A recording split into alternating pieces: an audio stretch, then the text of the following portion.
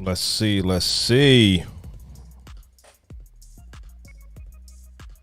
Switching. Yes. Let's get that one ready. YouTube is up. Marianne, what up? Salute.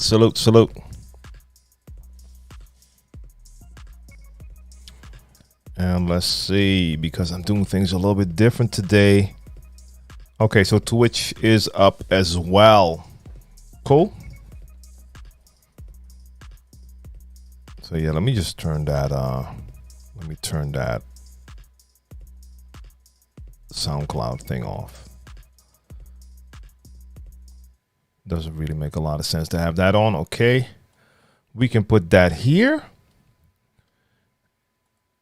And okay, we're good. Since I'm not able to use my restream yet, I'm actually streaming to YouTube using OBS.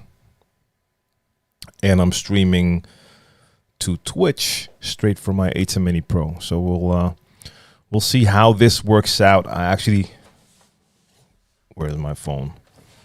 I might prefer to have the chat for one of these open on the phone, because I can't use my Restream chat app right now. So let's see, is this the one?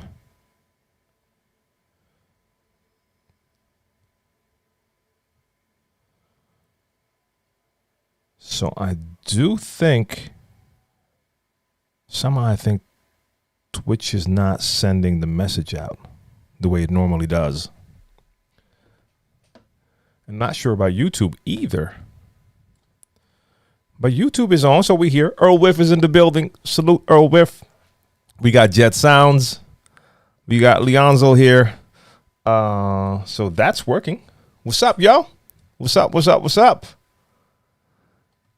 So yeah, normally I stream from Restream and I just go straight to all the platforms. So for my Q&A, normally it would be YouTube, it would be Mixcloud, LinkedIn, Twitch, Facebook, Mixcloud, Twitter. And now it's basically YouTube, but I wanted to try to still get on Twitch because these are the main two outlets for the Share the Knowledge Live. Okay, so is the audio not working on Twitch? Let me see what's happening on Twitch. I get it. The question is, can I fix that?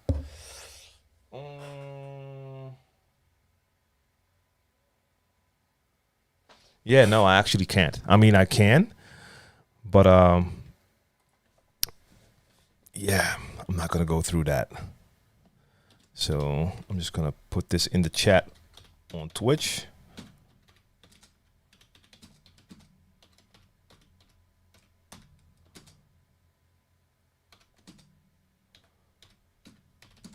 One second.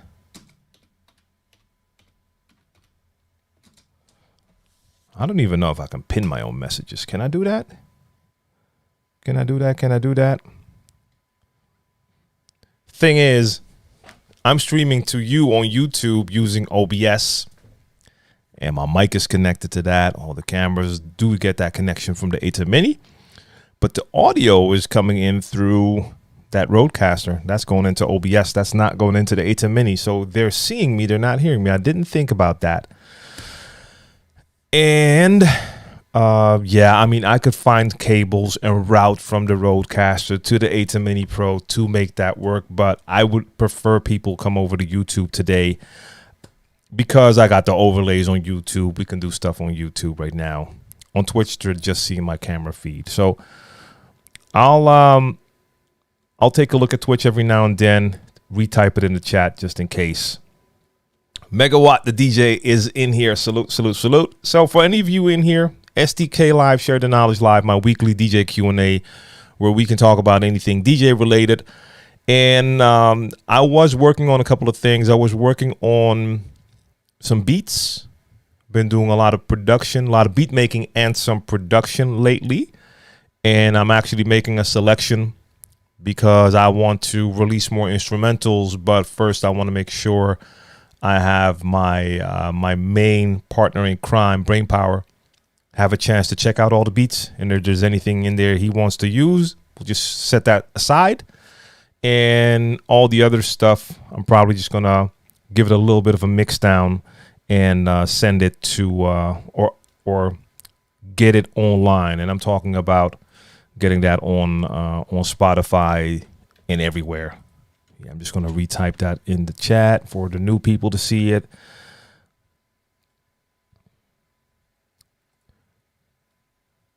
New Zealand is in the building. DJ Moro Casanova. Yes. And I was looking online as well because it's that Black Friday time. And for certain companies, I just know that they have stuff that I would like to start using. But I'm very aware that a couple of times a year, especially, and I'm talking about plugins now, audio plugins, especially when it comes to plugins, a lot of companies have a couple of times a year that they offer good deals. And this is like one of those times. So I can't currently, but I still have a little time left. This deal right here. I've been wanting to start using SoundToys plugins. And right now they got this 55% off deal. I really, really want to get into that. But like I said, I can't currently do it. But this deal lasts until December 1st. And I know they do that like once a year. So hopefully I can do that. But otherwise, because this is for everything, but I'm not sure if I want everything. But they do have like a ton of deals on their plugins right now. So taking a look at that and a couple more things. If any of you have seen some deals of deals like audio deals or that could be for production or for DJing, any Black Friday tips, drop it in the chat so we can check that out. And so Larry, I was not able to get the audio from Machine into OBS, and I have no idea why, because I'm sending the audio from my computer to OBS. And that's working. So, for instance, if I play YouTube or if I play SoundCloud, you can hear it. Normally, that works with Machine, but somehow it's not working now. Larry, no, I don't think Pioneer's coming with the moving platters on a controller. I don't know. I don't think so. Up until now, they haven't implemented that at all.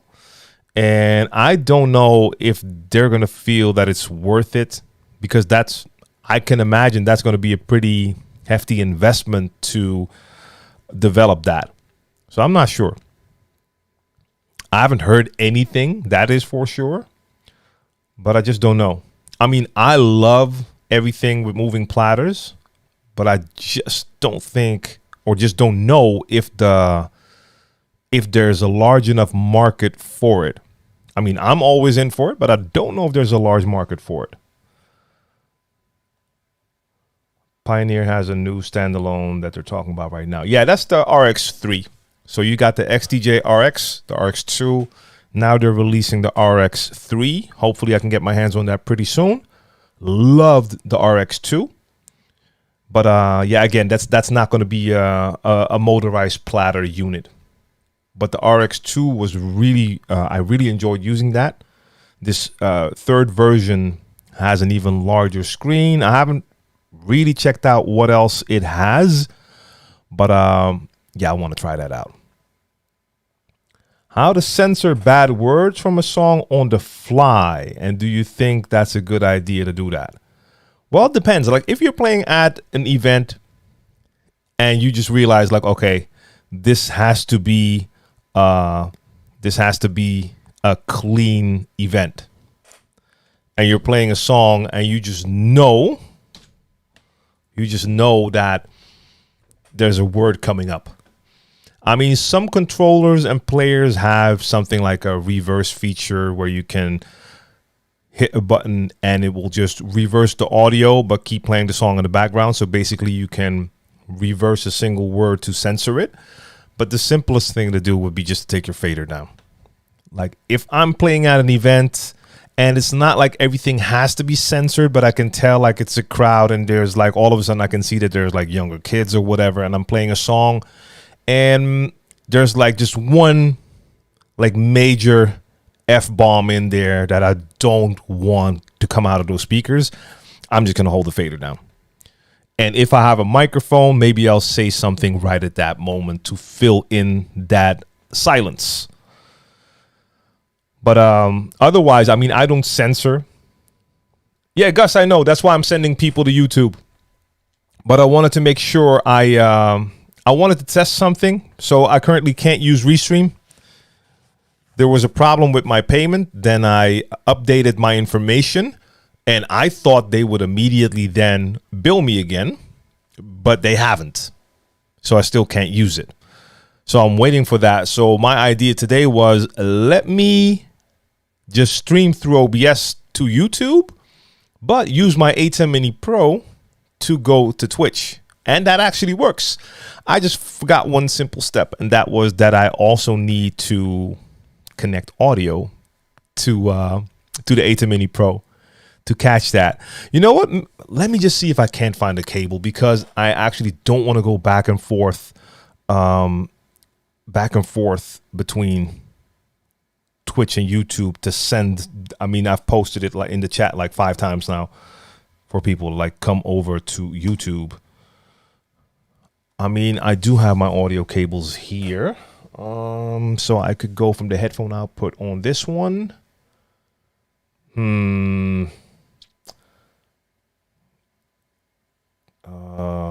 Let's see. Yeah, maybe I can check that out just for a second to see if we can do something with that. But Larry, just to come back to that for a moment. So my machine audio is not coming into OBS for now. But if you want to have an example of some of the like stuff that I have put online, you can just check out my SoundCloud. So on my SoundCloud, I have the Saturday Sessions playlist. Those are my beats, and I mean, basically they're loops. They're not always like finished beats. And then I also have a free beats and scratch sounds playlist. I was actually playing this. I had this on just now. I mean, on YouTube, you should be able to hear this. I mean, I have the audio turned down a bit. I can turn it up, but I want to hear it myself too. Okay, so yeah. So that's just a playlist on SoundCloud that you can check out and download for free as well, by the way. But I want to start adding more of those beats to the streaming platforms as well, so people can use it while they're like streaming, gaming, and they want to have like beats in the background. They can use that. So yeah, you can find an example on my SoundCloud, soundcloud.com/DJ TLM. And let me see if I can get that cable in here so I can actually connect it and give my people on Twitch some audio as well. We got more people coming in. Asa Gray is in the building. Salute. And again, Gus Gomez is here. Jet Sounds is here. Can you give me a pair of CDJ with a battle mixer, please? It would be greatly appreciated.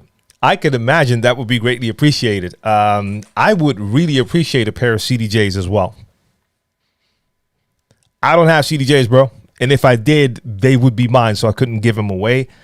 CDJs like the CDJ 3000s, they're on my wish list. I just know it's going to be a long time before I can do something like that. That's a pretty hefty investment. But yeah. So I don't have stuff to give.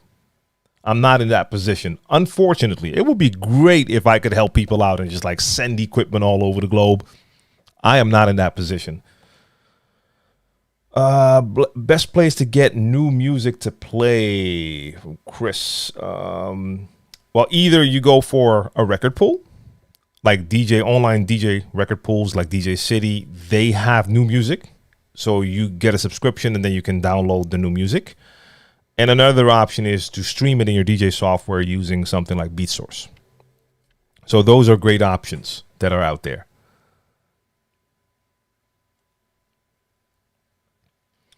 DJ Syke says, I think we will stay with the Rain 1 as the only unit with moving platters. Well, no, definitely not. I mean, you have the predecessor by Newmark. That is the NS7. That's the OG right there. NS7 and the Mark II and Mark III. And they even had their separate players, the V7. Native Instruments has the Tractor S4 Mark III. Also has moving platters. And Rain has the Rain 12s and the Rain 1. So there are more options out there. But still, I do believe within the entire DJ industry, it is a niche market. Leakso, salute to you. Crate hackers. Yeah, I remember seeing an interview with someone from Crate Hackers. That was months ago. I have to admit, I hardly remember anything about it. I would have to check that again. Indigenous Tino, salute. Question regarding the Newmark Scratch Mixer. Can the sample feature be used without the DVS Serato software, or is it required in order to do so? I don't know about that specific mixer. A lot of times now with the modern like battle mixers, if they have like the sample feature that you can like trigger samples on the pads, then it is software related. So you would have to have your computer connected. I don't think there's a lot of mixers out there that can have that inside the mixer. Damn, it's too bad people do not read the chat. You have people coming in on Twitch now like, hey, you're muted right now, dude. I mean, yes, the message right above you already says no audio. Come to YouTube. Oh, yeah, that cable. See, now I'm answering questions, so I can't get into that cable. Why do you think there hasn't been a standalone with a sampler built in yet? Again, it's one of those things where I wonder, like, how big is the market for it? I'm not sure. Because a lot of times features might seem like cool or interesting, but then you have to think like, okay, how many people are actually looking for it? And maybe there's just not a real demand for it. I'm not sure. That being said, yeah, with the standalones, there might not be a standalone with a sampler built in. Maybe there is. I know there. I think there were mixers that had a feature like that, but yeah, I'm not sure. Let's see. Raul, salute to you. And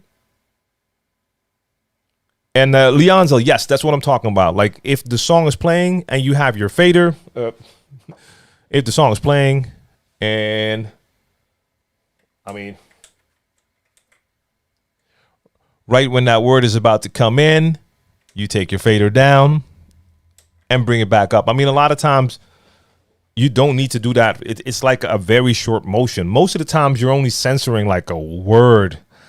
But then again, it depends on who you play. You have artists out there, if you listen to their clean versions, they have to like censor every 2 words. If you only have a dirty version and you want to play clean, I would just not play that song or get the clean version. Hey, we got Pre-John Joni. I'm probably mispronouncing your name, and I apologize right here, right now. Salute to you. And Larry, so is Pioneer just making controllers for Rekordbox? No. I mean, they have a bunch of controllers out that work for Serato or Rekordbox. They have some that could work with both. So that they have a large offering when it comes to that. Do you think the Pioneer DDJ 200 is best for beginners? No, I wouldn't call it best. Like the 200 is like really a very small, limited entry level. So if you're looking for something small like that, I would go at least for a 400. You just get more options. It's a little bit bigger. But Pioneer is not the only brand. You have other brands out there that offer like nice entry-level controllers. Newmark always has great entry-level controllers. Reloop has an offering. I'm not that familiar with what Hercules is doing now. I do have that Impulse 300 that I still have to properly test. But yeah, there's options out there for sure. MM 2018. Hopefully Rain 1 Mark 2 will be in battle style. Yeah, we'll have to see. We'll have to wait. What else is here? I've seen some DJs that when they load songs, when pressing hotkey, the song automatically starts without pressing play. How can I enable that? I'm not actually sure. I know that's a thing, like with CDJs, when you're using, the CDJs that I've used, like when you press the hotkey, it starts to play. And I'm not sure if that is a record box thing or if it also works in Serato. It's a great question. Unfortunately, I don't know. So anyone in the chat, if you have experience with that, let us know. Share that knowledge. I remember Denon saying they might do an over-air update to the P4 to add a sampler. That would be interesting indeed. And there we go again. So how does that work? When people come to Twitch, do they not see the chat? I mean, I keep posting the same message. Let me find that cable real quick.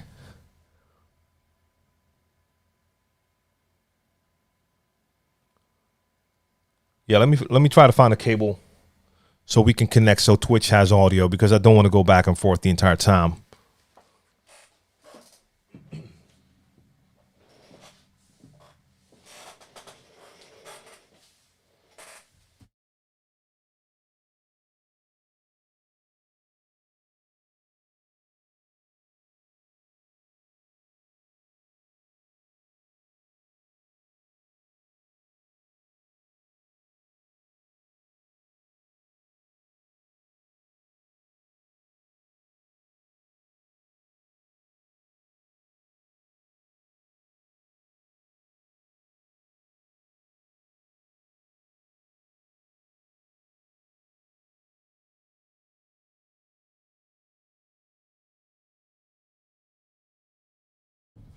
So I'm going to see if I can hook that up in the meantime.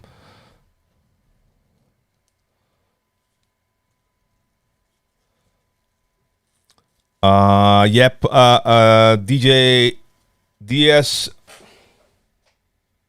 Disciple.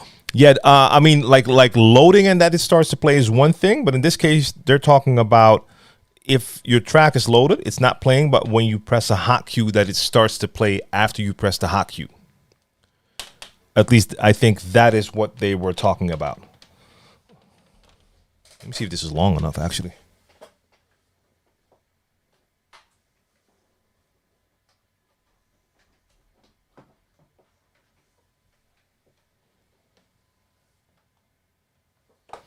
Okay, that could potentially work.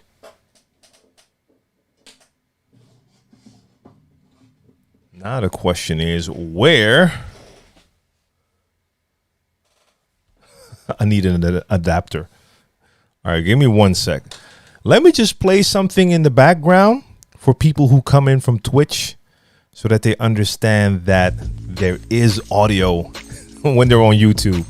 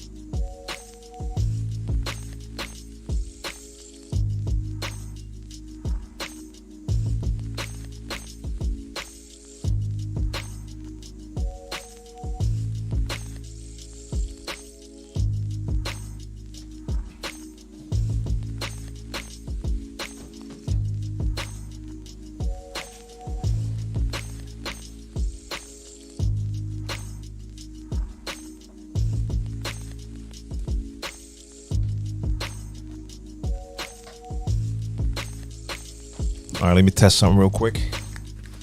Let's see. So let's start by turning that one off for a second. And wait a minute. Is that the right way to do it, or am I going to the wrong channel? No. I would have to go here. Then I actually don't need the adapter.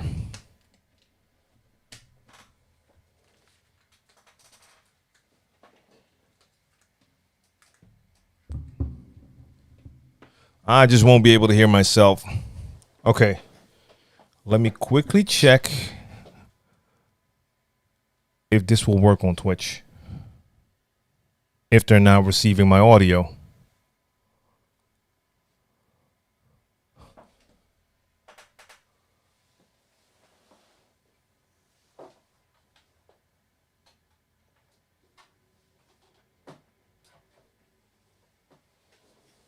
One more check.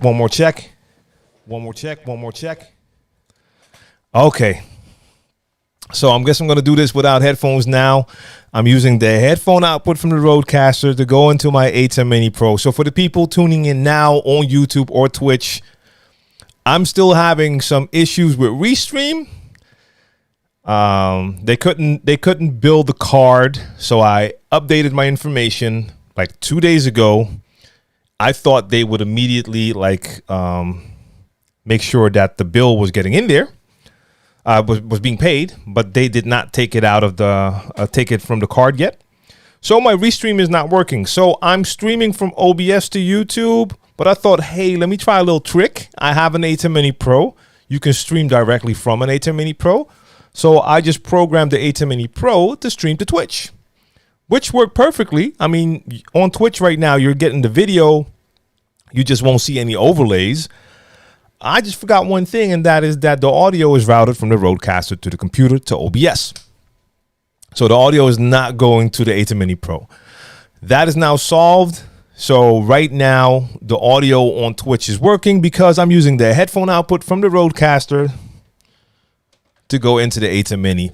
So this is a way to stream to multiple platforms without using a service like Restream or StreamYard, or there's more. But I have to say the other ones are way more expensive compared to Restream. So now I don't have to go back to Twitch to type in that they need to come to YouTube. You can stay on Twitch. You just won't see the overlays that we have on YouTube. That's all. So we have a first time chat from a viewer. That's Xchinatsu, if I'm reading it right. Maybe I'm not, but I see your question. How many hours of scratching practice is needed on a daily according to you? Well, according to me, that really depends on the person. I mean, everyone's the learning curve for scratches is there's not one curve. You can take 10 people, they'll all have a different progression. So some might be past the baby scratch like in a week or two. Like, hey, this works just fine for me. Show me something else.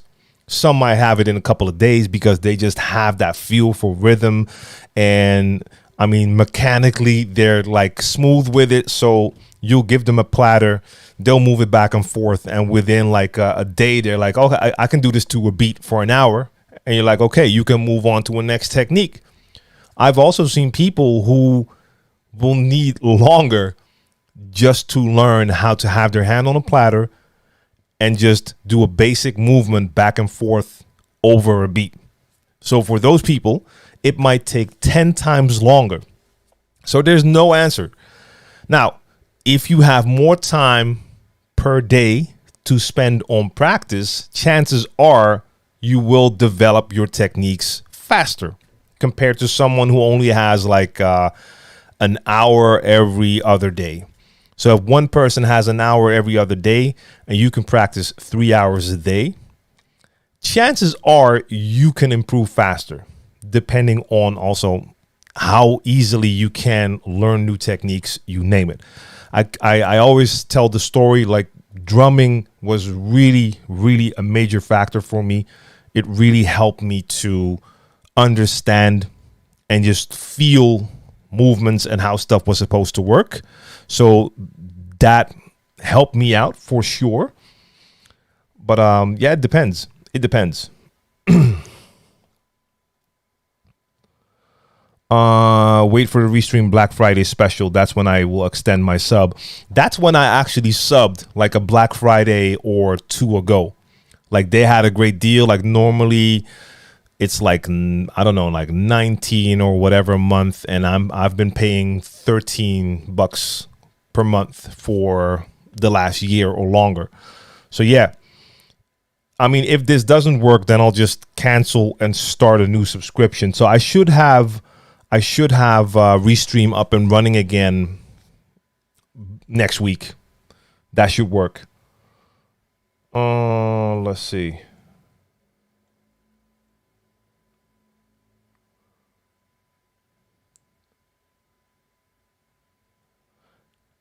So Jet Sounds. So are you now asking other people for equipment as well? And you're asking for CDJs, could be 800 or thousands with a battle mixer. Now, I never want to judge, but you're laughing already. So what do you currently have, Jet Sounds? I'm just wondering, like, what is your current setup? Let me know that in the chat. What are you using right now?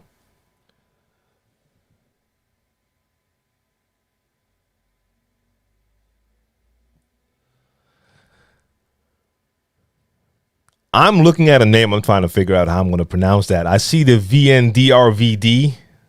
Like a lot of times I'll see how to read it. Somehow my brain is not connecting. I'm guessing it is a word that I should be able to pronounce.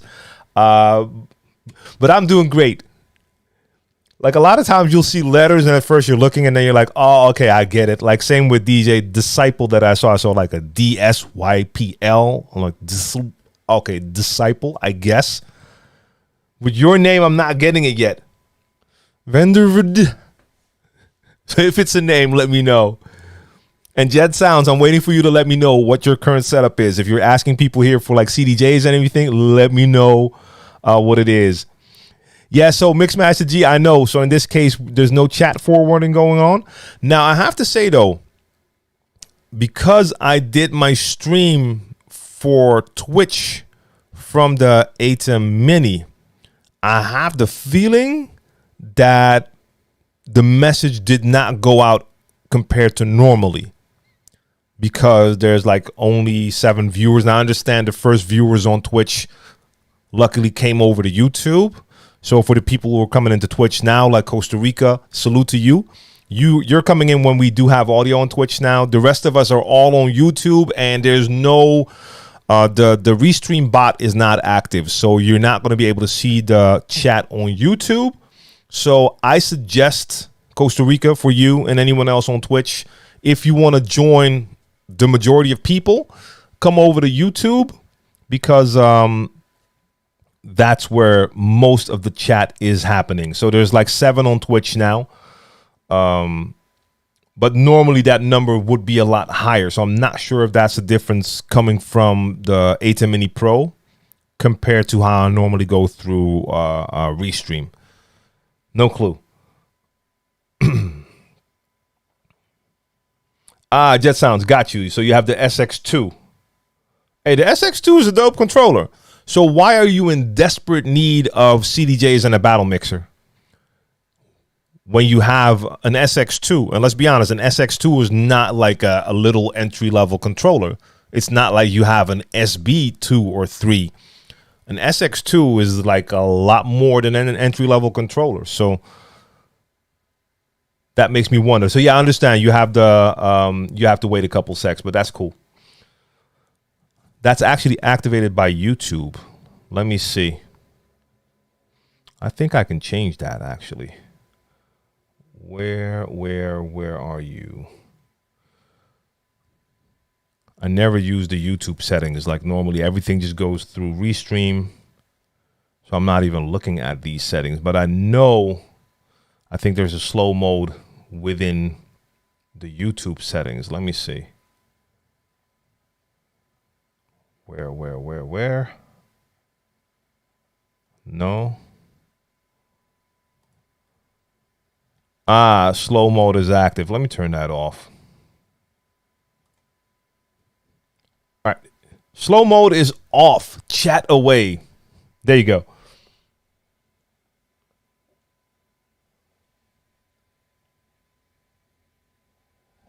See?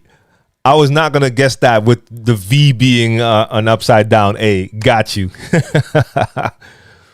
DJ, producer, photographer, videographer. Yeah, man. Hey, that's the thing nowadays. It's become easier to at least get into different fields.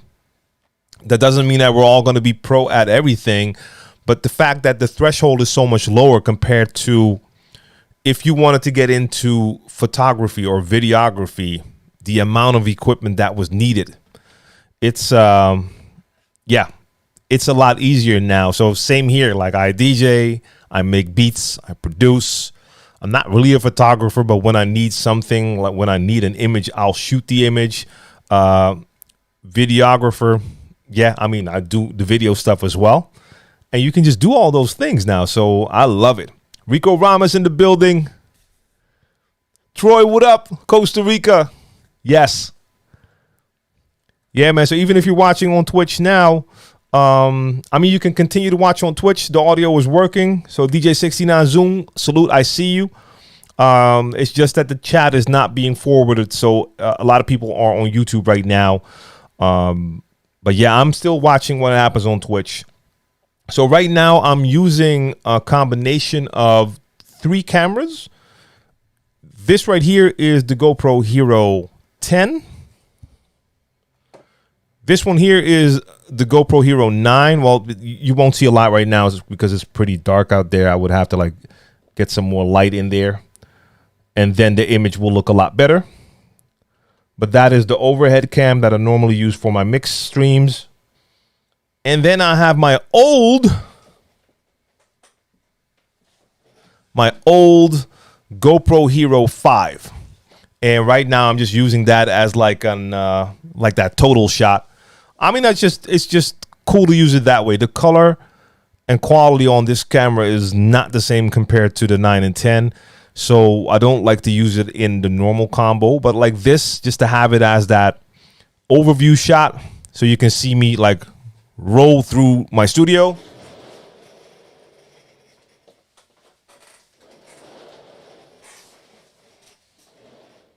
you get the point. But yeah, GoPro Hero 10 and Hero 9. And the 9 and 10 have a very similar image, so they work great together. Easy cameras. I don't have to look for focus. They're going to be in focus. So the GoPro Hero 9, Hero 10, and my old Hero 5. And I'm using all 3 at the same time by using this video switcher you can see right here. And that is my ATEM Mini Pro. And today is a weird day. So today I'm streaming to YouTube using OBS. And you're watching me on Twitch because I'm streaming straight from that device. There's an Ethernet cable connected to that device. And that's streaming straight to Twitch because my normal way of streaming has been interrupted. Normally today's stream would go to like 7 platforms. That's not going to happen today. But I wanted to be on YouTube and Twitch. Those are the 2 main platforms. So I wanted to be here. John Willett, what up? Can you make good remixes with a Hercules controller? So here's the thing. If you're talking about a controller, then we're talking about what you would call like a live mashup.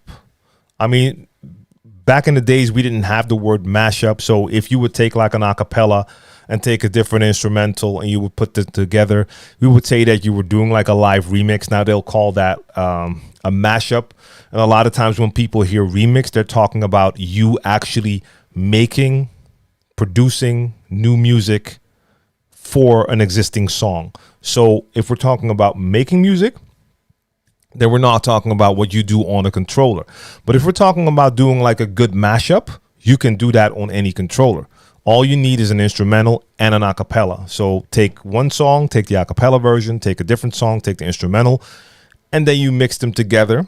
And you can do that on any controller. So yes, you can do that on your Hercules controller for sure. DBLG is in the building. Salute, salute, salute. And DJ Jesse is here as well. And we got DJ IKE or Ike. I'm sorry. Now I'm reading everything wrong. Should be Ike, right? How do you get your live mix on YouTube without being taken down? Well, you don't. Well, not really. Well, let me put it like this. It depends on what kind of music you play. I know DJs who play just music that isn't as mainstream, meaning that the labels that distribute that music or own that music don't have any like not copyright, like content ID deal with YouTube. So when you use that music, you're still pretty safe. If I do a mix with hip hop and R&B, it's just not going to happen. Even if YouTube doesn't interrupt my stream, I'm going to get 60 to 80 emails the same day with like copyright claims. And sometimes songs in there will be songs that will get the entire stream blocked. Or you can actually receive like a violation warning, and that's like a whole different story. So I'm not doing it. Now, I have seen advice, which doesn't work for me, but it might work for some genres, where people, if they know in advance which songs they're going to use in their stream, they could make like one audio file that has all of the songs in there. And you don't need the entire song in there, like just a portion of the song. So you take a snippet from each song, turn that into one audio file, upload it to YouTube, and YouTube will scan it and it will let you know if there's any issues with what you uploaded. And if it's safe, then you know you can use those songs for your stream. Now, my suggestion is look at Twitch and Mixcloud.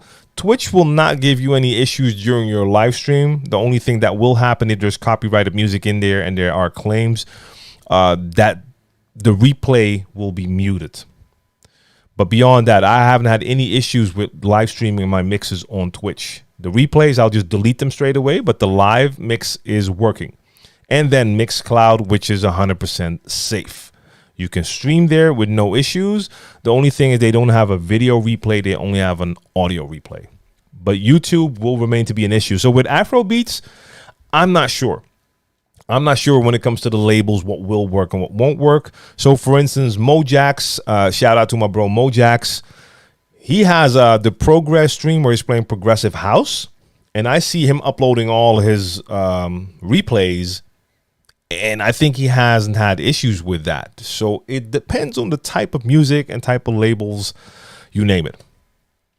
Chris on the mix is in the building. Oh, what's happening? There's a message being blocked and people would show me hip hop. Tell them. Oh, wow. Is YouTube really that strict? So held for a review show. It was held for a review because of the word dick. I would have to assume.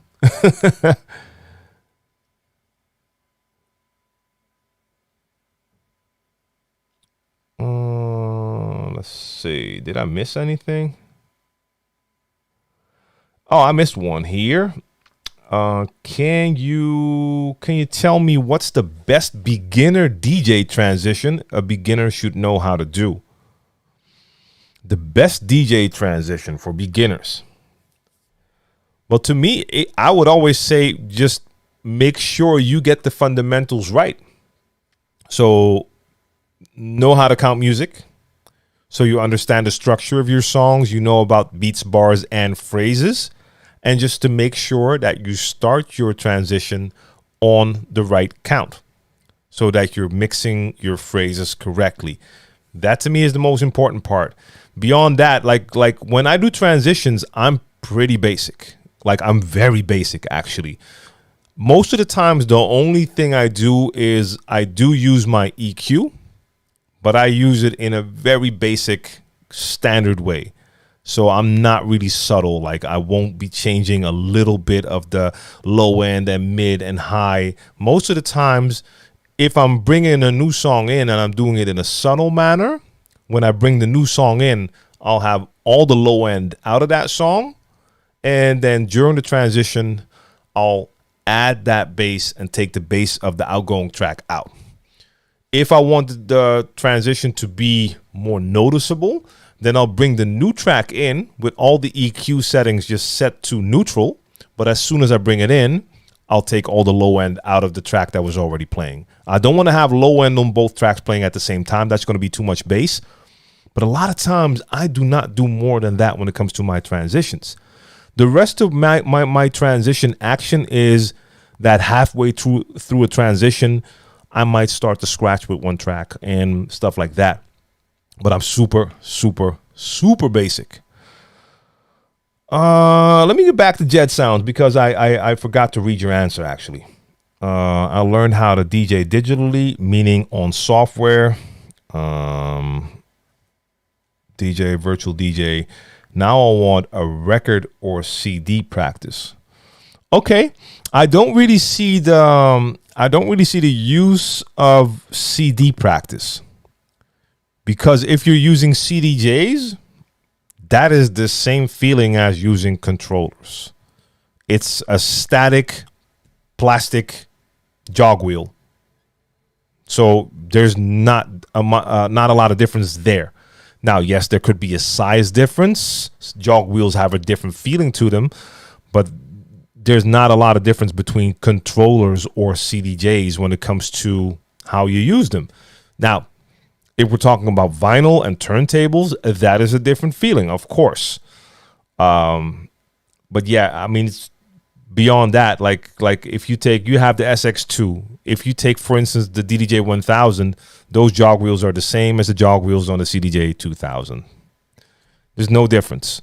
You're doing the exact same thing. The mixer section on your controller is not that different from the mixer section on a separate mixer.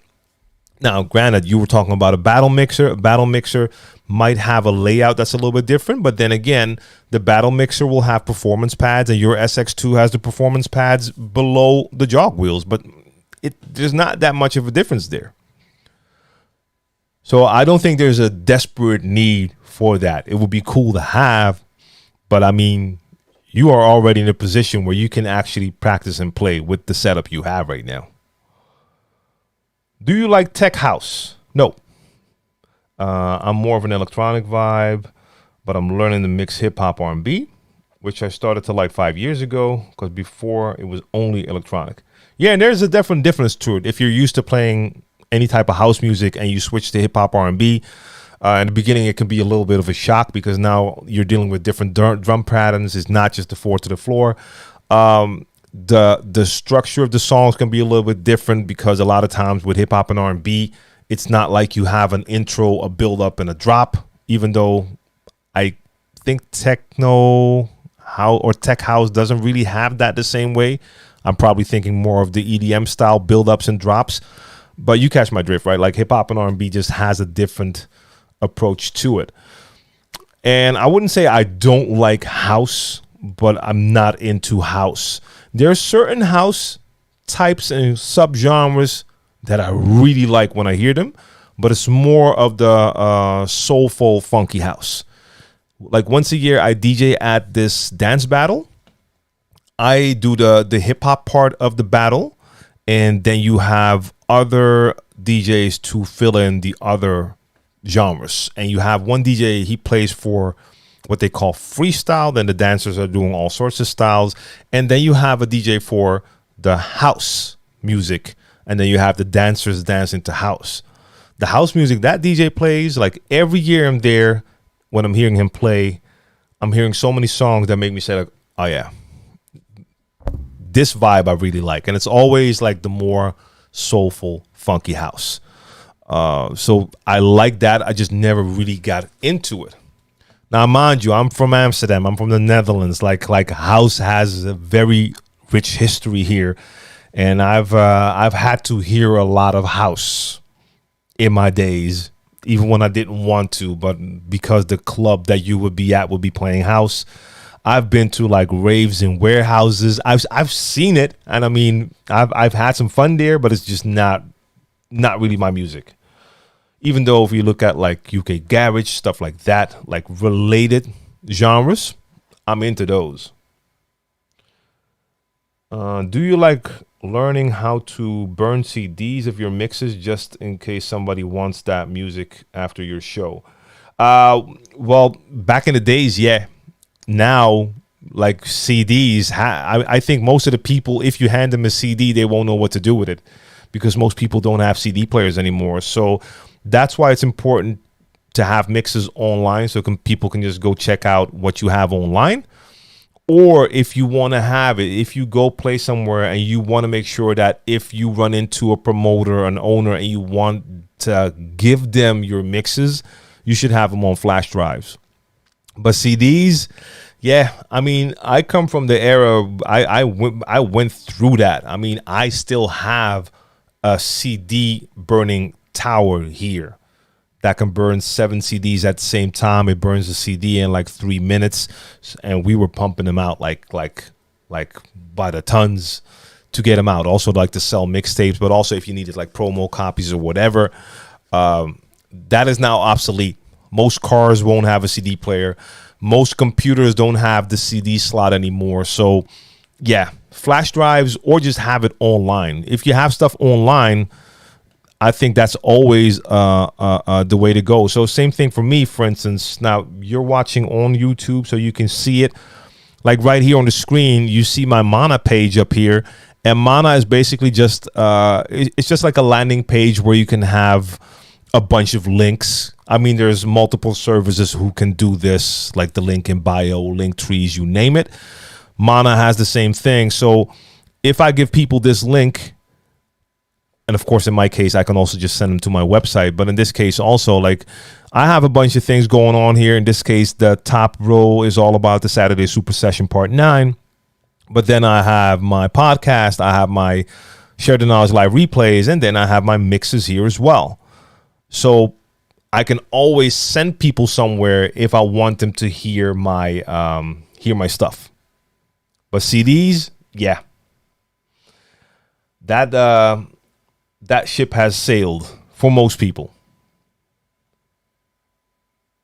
Is it easy to learn OBS and live streaming? I got a Sony ZV-1 or ZV-1 for some of my peeps.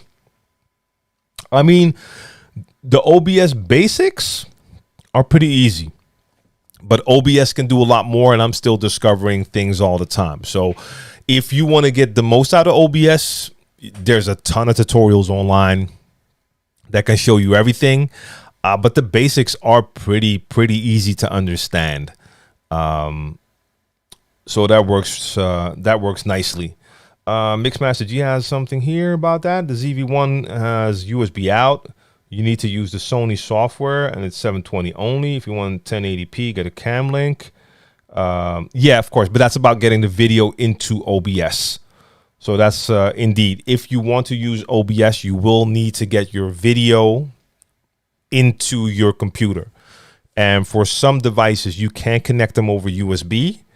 It's not always going to give you the best quality. Now, in my case, I'm using these GoPros. The GoPros in the past used to have an HDMI output. They don't have that anymore. So for my GoPro 10 and the 9, I bought an accessory called a Media Mod. It's a little case that goes around the GoPro. But once you put the GoPro in that case, you have an external mic. You have a microphone input. And you also have your USB connection, but now you also have HDMI connection. So both my GoPros are now also working on HDMI. I tried using them with USB. You can download like GoPro webcam software and use it. It's not as reliable as this. This just works. HDMI, plug it into my video switcher, and it just works. Got a Rode mic on the Sony cam. Yeah, that's cool. I mean, it depends on what you're going to use it for. Like if you're going to use the If you're going to use it for DJing, for DJ streams, you're not going to use your microphone on the camera.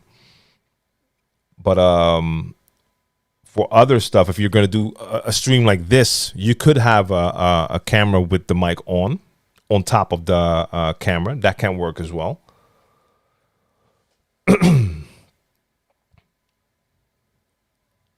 And so Hypester, if you want to use multiple cams, if you want to do it the way I'm doing it, this is one option, and that is to use a device like the one I have here.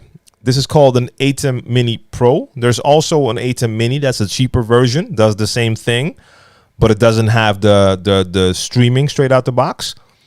But this device is connected through a USB cable to my computer, and it sends whatever I have connected to it to my computer. And in this case, you see me on screen, and I can use this to switch between my cameras. That does mean that I can only show you like one image at the same time. If you want to do multiple cameras, but you want to see multiple cameras on screen at the same time, then you're going to need more than one capture card, because this video switcher is basically my capture card. But if you really want to work with multiple cameras that you can see at the same time, you're going to need multiple capture cards to make that work, because every camera has to be connected to the computer separately to make that work. At least as far as I know. I don't know if there's a video switcher out that can also show multiple cameras at the same time. Not that I'm aware of. What's the best way for me to learn to filter in the next song transition? Practice it. Practice it. That is the way to learn how to use it. And with filters, that's also a thing. There's no best way. The best way to learn is to actually just practice it. Now, if you have no idea how to use the filter, there are videos online where DJs can show you like how you could potentially use your filter. But then it's all about just trying it out. DBLG, that is not DJ related, but my answer is yes, but I don't eat it a lot. So the last time I had like proper ramen has been a while, but yeah. And I mean, I like most food. There's not a lot of things I don't like. I don't like bitter tasting things, and that's about it. So beyond that, I like a lot of different things. Let me check Twitch real quick. Let's see.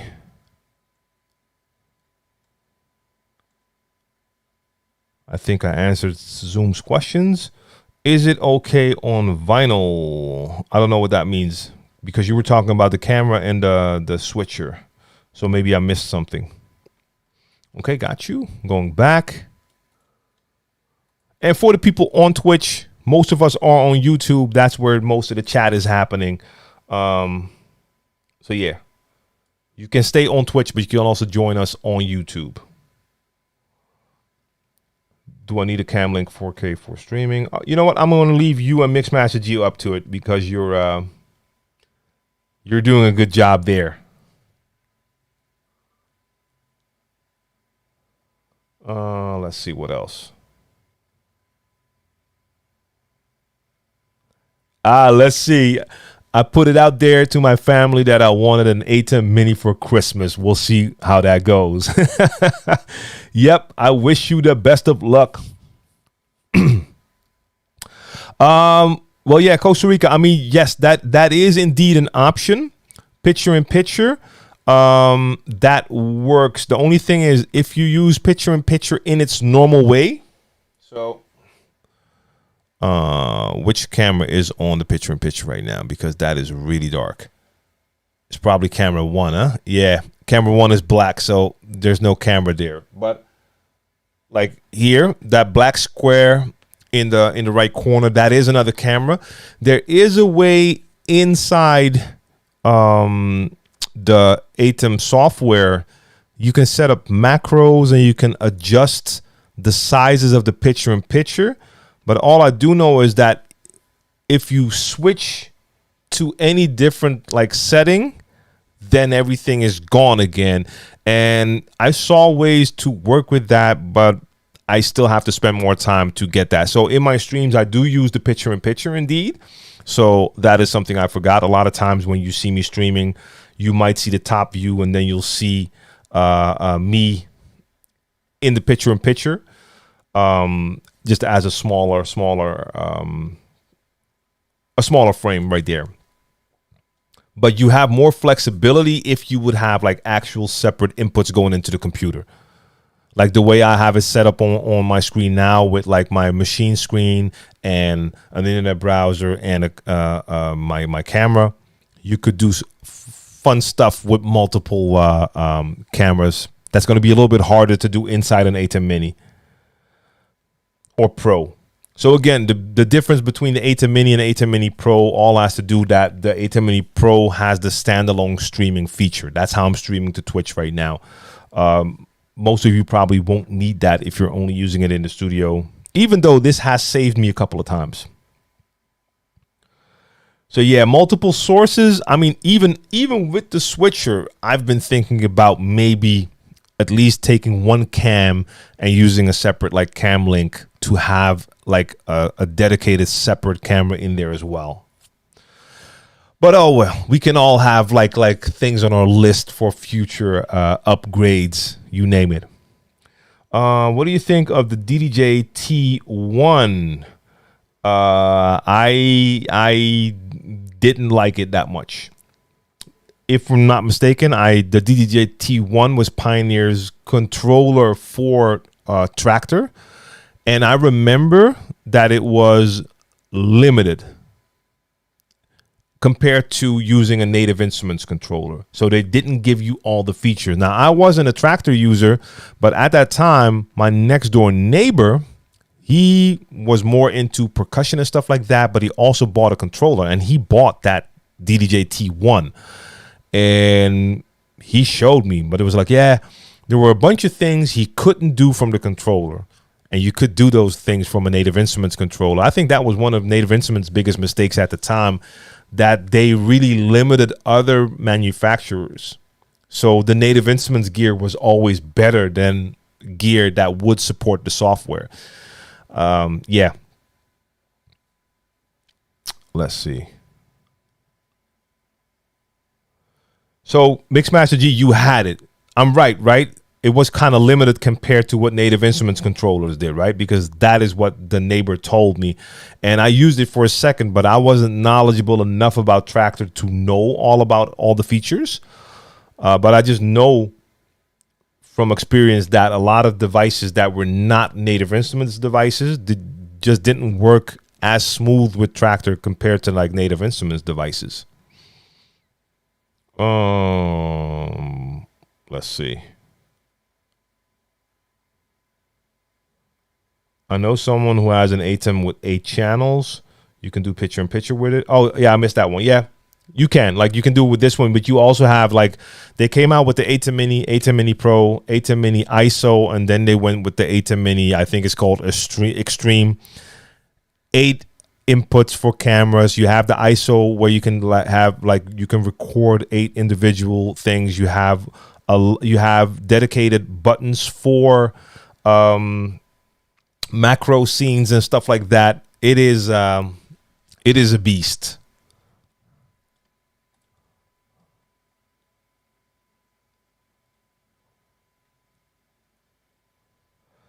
The T1 wasn't limited. Basically, DDJ 1000 for Traktor with only 4 haikus and a little bit dated. Well, I wouldn't compare it to that. No, I wouldn't go that far. I would definitely not go that far. Compared to how I know the 1000. But I'm pretty sure there were a couple of things that he could not do with that controller. I mean, what I remember, because I used the S1, they had the S1 for Serato and the T1 for Traktor, and it seemed like the S1 didn't have limitations, but the T1 did. But I'm not going to argue because you had it. You have more experience with it. Plus, you are the detractor guy, so you know more about it.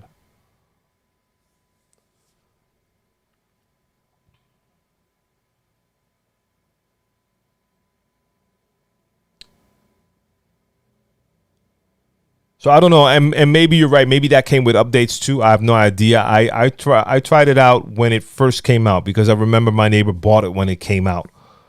So maybe they actually just added some things to make it work more. Well, I'm not sure. Have you used the Pioneer DJ MS7? Yes, a lot, and I like it. I have the S9. I've used the S7 a lot. Some of the things on the S7 are more in line with like the S11 by Pioneer. I really like the S7. It's a good mixer, and it's priced better than even the S9 was.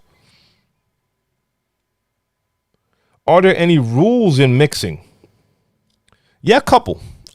Most of the things aren't like set rules, and with a lot of questions that I receive when people ask like what's the best and best way or best approach, I'm like, a lot of times there's not a best, but there are certain rules that you should definitely keep in mind. Like if we're talking about counting music, like starting at a right count when you do your transitions, that is important. So for instance, when I hear someone mix in an acapella, but they mix it in on the wrong count, which makes the entire acapella just sound ridiculous if you know the song, because the words are not coming out on beat, but on the wrong count. That doesn't sound right, because songs have structure. And a lot of times you will notice that once you learn how to count the music, like, okay, so if I have an 8-bar intro and the song that's already playing has an 8-bar chorus, I want to mix that 8-bar intro through that 8-bar chorus. So I have to start that on the first count of the chorus, because if I bring it in on that first count, then after 8 bars, the chorus is going to be done and the new song's intro is going to be done. So I take the chorus out and the new song goes into its verse. If you started 2 counts later, or even like a bar 4 counts later, then after the chorus is done, your intro still has a bar to go. Some people might not notice it. Other people will.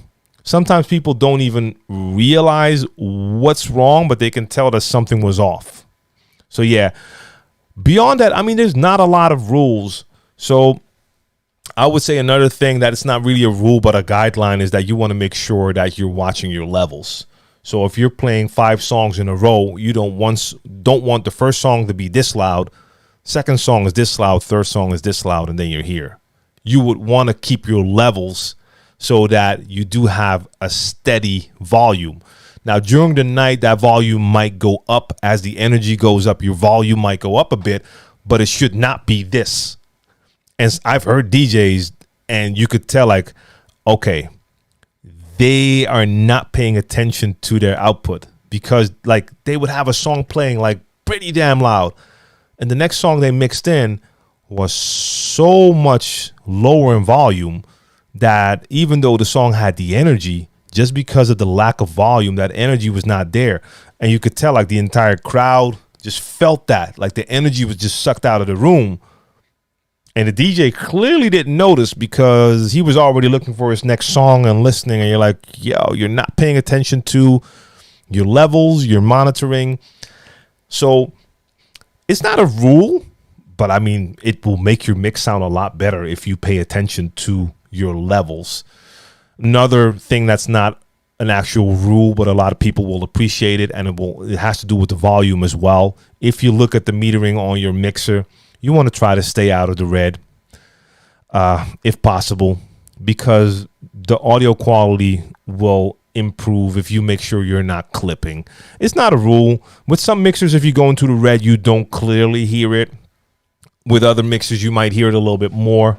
But overall, yeah, you're going to improve the quality of your sound if you keep your levels straight and don't go into the red too much. Stuff like that. Timing, volume, those are things you really want to look at. Now, as far as what songs to play and whatever, you're basically free to do most things, but there's always like little things you can take into consideration depending on the situation. I can give you one example. If you're a DJ and you're playing before an artist's concert, so you're the warm-up DJ for a concert, don't play the artist's songs. That's like one of those things. It's not a written rule, but it should be. So I've had that happen. I'm also a tour DJ. I perform with an artist out of Amsterdam called Brainpower. And we've had festivals where we were waiting backstage and there's a DJ playing. And this, I'll keep the words to myself. This guy starts to play one of the biggest Brainpower hits, like 3 minutes before we go on. Now, I made my way through that crowd like the road runner, and I was next to this dude within, I think, 25 seconds because I heard the intro. So within the first seconds, I heard like, oh no, you're not doing this. Made my way over to him and just let him know straight away, like, fader down, stop, play something else. DJ had no clue why I did that, why I was upset, and why that wasn't cool. He actually thought he was doing us a favor and it was cool. Like, hey, I'm playing your song. You don't play an artist's biggest hit right before that artist goes on stage. So those are like rules. But beyond that, yeah. Let's see. It should be a rule for paying attention to the levels. Yeah. Serato has a limiter built in. If you go into the red, you have auto limiter. Yeah, but here's the thing. Having a limiter is not how you should approach it. Because yes, a limiter can make sure you don't go over a certain level. But if you're on your mixer and you're just cranking everything up, the limiter can hold the volume to a level, but you're still going to kill your quality. The limiter is not going to save you from that. So yeah. Hey, Raider 1, Aruba is in the building. Salute, salute. The S7 and the Rain 12s is probably the perfect setup until they release a 10-inch Rain, that is. Yeah. I still really need to get my hands on the platters for the 12s that came out later. I still have those original platters. And I'm just not the biggest fan of the feeling. I even put some tape on there because in certain situations they get slippery. But I know they came out with the second version after that has a totally different texture, which gives you a better grip. And if they have the better grip, that will increase my love for Rain 12s. But for me, for now, if I was looking at a perfect setup, I couldn't put the Rain 12s in their current state that I have them, because I'm kind of struggling with that sometimes, even though I really like them. But then if I have the option to go for turntables with phase, it's like, okay, that's a no-brainer for me because I know the feeling is going to be better. Sorry, what I mean is Serato will compress your music. Thus, it kills the quality. Yeah. Yeah, indeed.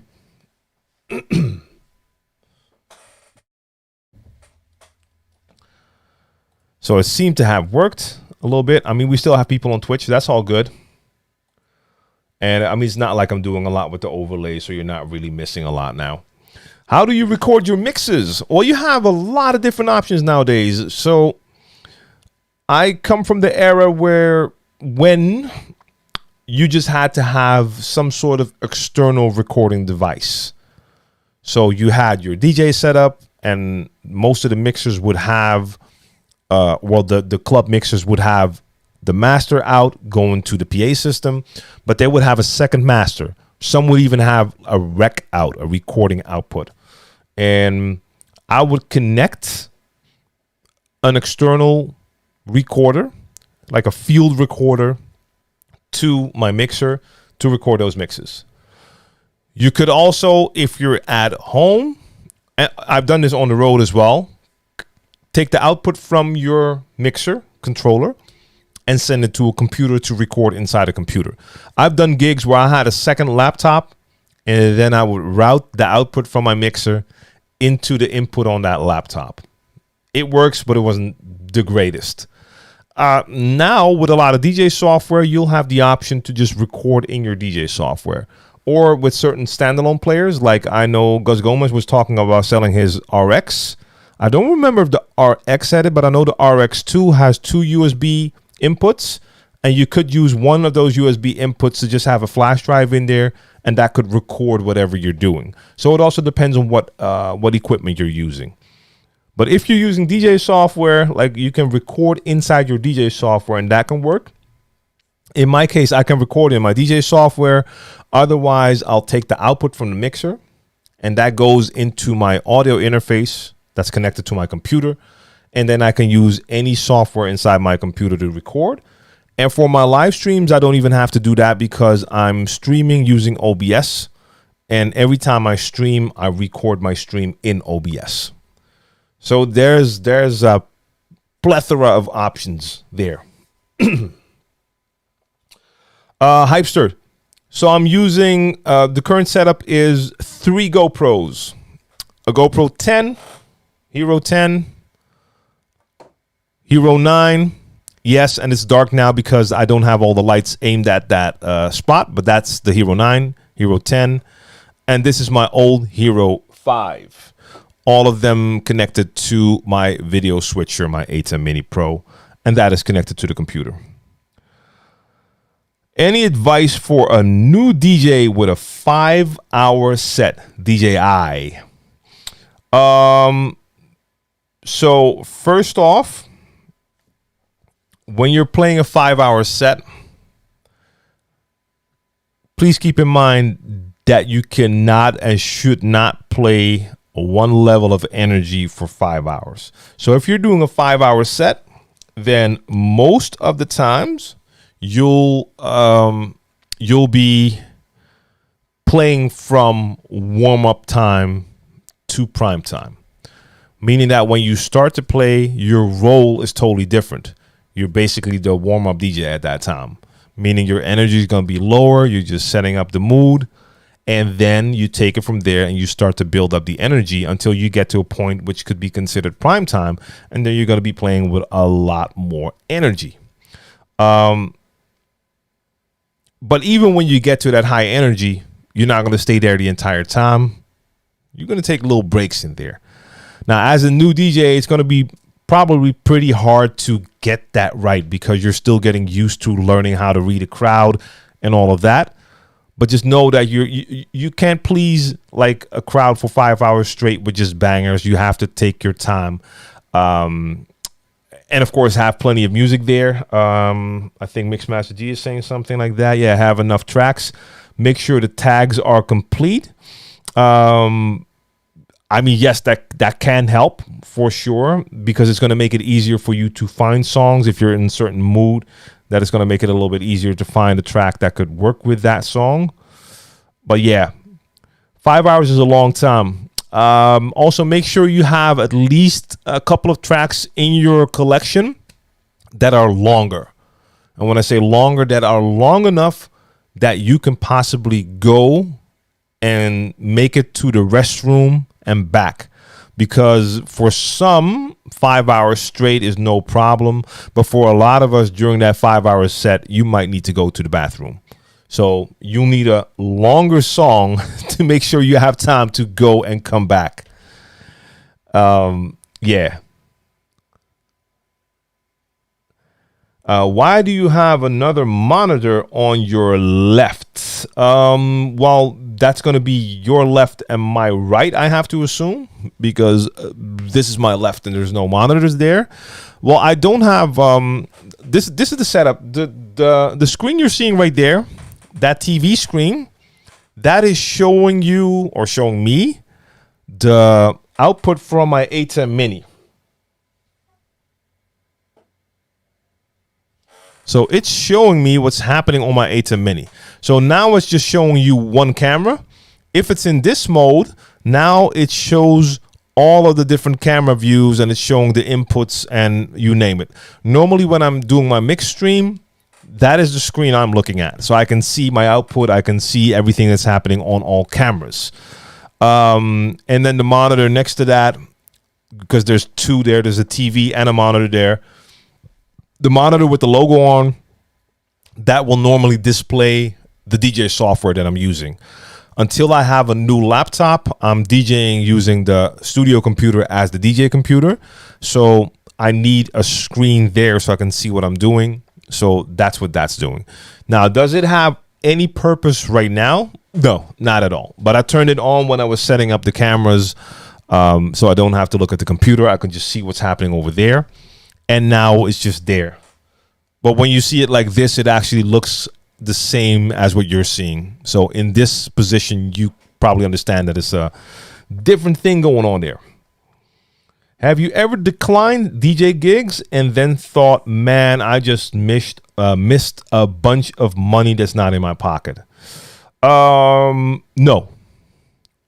And the reason why I say that is if I declined a gig, it means that I already took into consideration if it was worth it or not.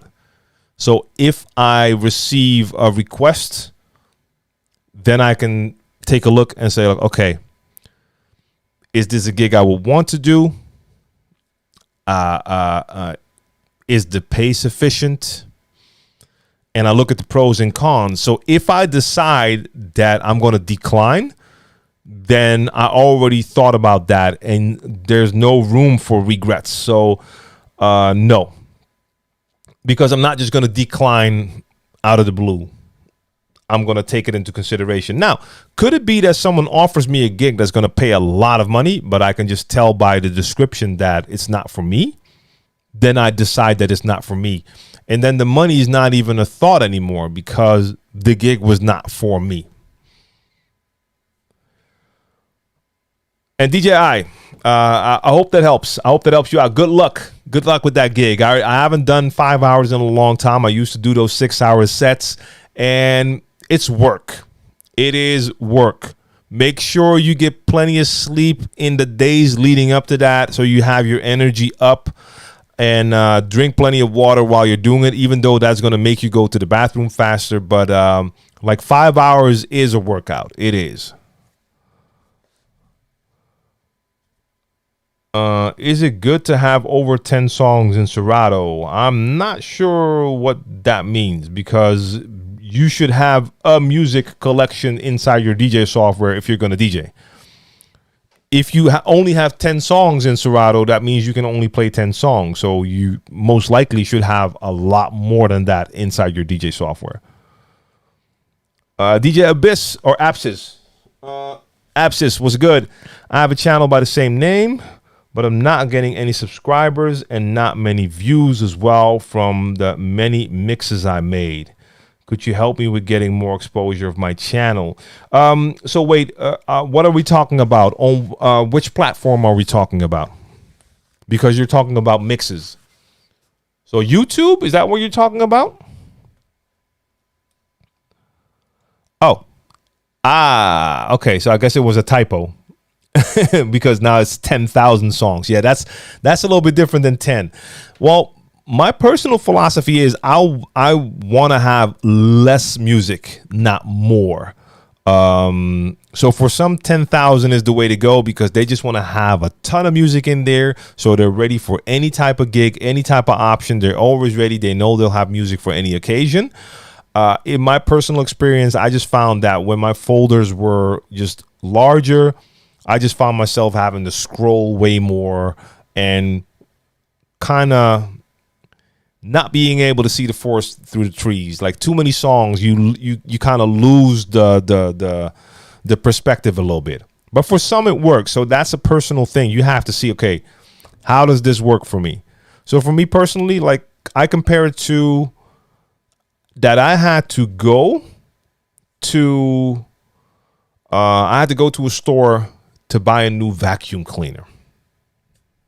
Has nothing to do with DJing. But the example is I went to the store and I thought I was going to get there And yeah, probably they're gonna have like whatever 10, 20 different vacuums, cleaners. Like I can understand there's gonna be a little bit of a difference. You're gonna have like the more expensive brands, maybe cheap brands, something in the middle, and probably they'll have different power and different options. And I came in there and they had like a wall with over like 80 vacuum cleaners. At that point, it becomes overwhelming, and you lose it, because now I have to look at the different options on 80 models instead of like 10 or 20.